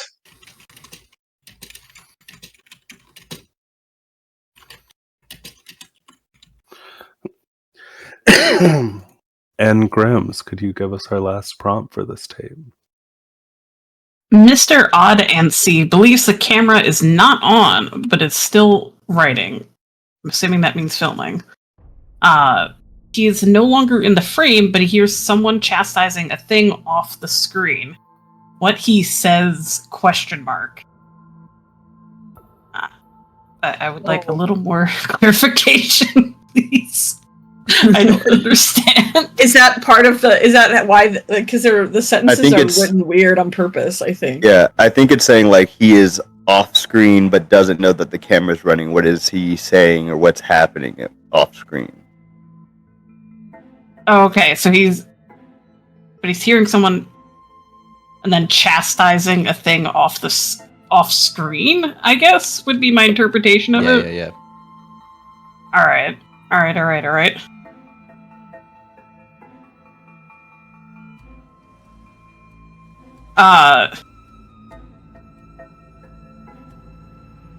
Oh, this is so weird. This is the most. The music is great. It's a wonderful vibe for this scene. I think. I think he's yelling at off camera when he thinks the cameras aren't rolling. It's like, oh, but does he still have that raspy voice, by the way? Up to you. Some version of it. It's like, they don't understand, Phineas. We have to make them understand the astral body. We need to shoot this again. And as he's like going on a rant about this, about needing to like do another take, I think I honestly think that given all the weirdness today, Lizzie's soul has left her body and she's just kind of like watching from behind the couch and just like barely has her face like over. It's like, is it over? Is it over? Can this please be? It's too weird. And we see a moment. The tape is ending, and it cuts out. And the tape starts rewinding. It's a nice VCR. And as you're all sitting there in the dark while this strange scene is kind of unfolding backwards in your vision, you hear a voice there in the room with you say, "Well, I'll be damned if I don't remember it like that. Strange. I think you might have gotten a counterfeit tape." And we see standing behind Artemis while he's smoking this little cigarette. The smoke curls upwards, and we see, lit by the ember at the end of his cigarette, the silhouette of a huge man in the living room with you. And you see a soft but gentle smile as he smiles at you. And that's where we'll end the session for tonight. Whoa. Oh, whoa. Wow. Oh, Who are you? Who are you? Oh, goodness. I said she was behind the couch. Shit. Wait, Artemis, you have a cigarette you didn't share? What? Thank you so much one last time for joining us here for Public Access, The Dream. We head out into the desert one last time this evening and see that strange TV. Once again, we see there at the table, filling up the giant TV. Or, a giant filling up the TV. We see the big man who looks at the screen and says, "Well, dear listeners, I'm glad that you were able to stop by this evening. It seems that our fools are not so foolish, but perhaps misled. Well, we'll see about that. And he flips over a card, and you see the world. The music starts to get louder, so loud that the screen begins to shake. And then it cuts off. Good night, listeners. Good night, everybody.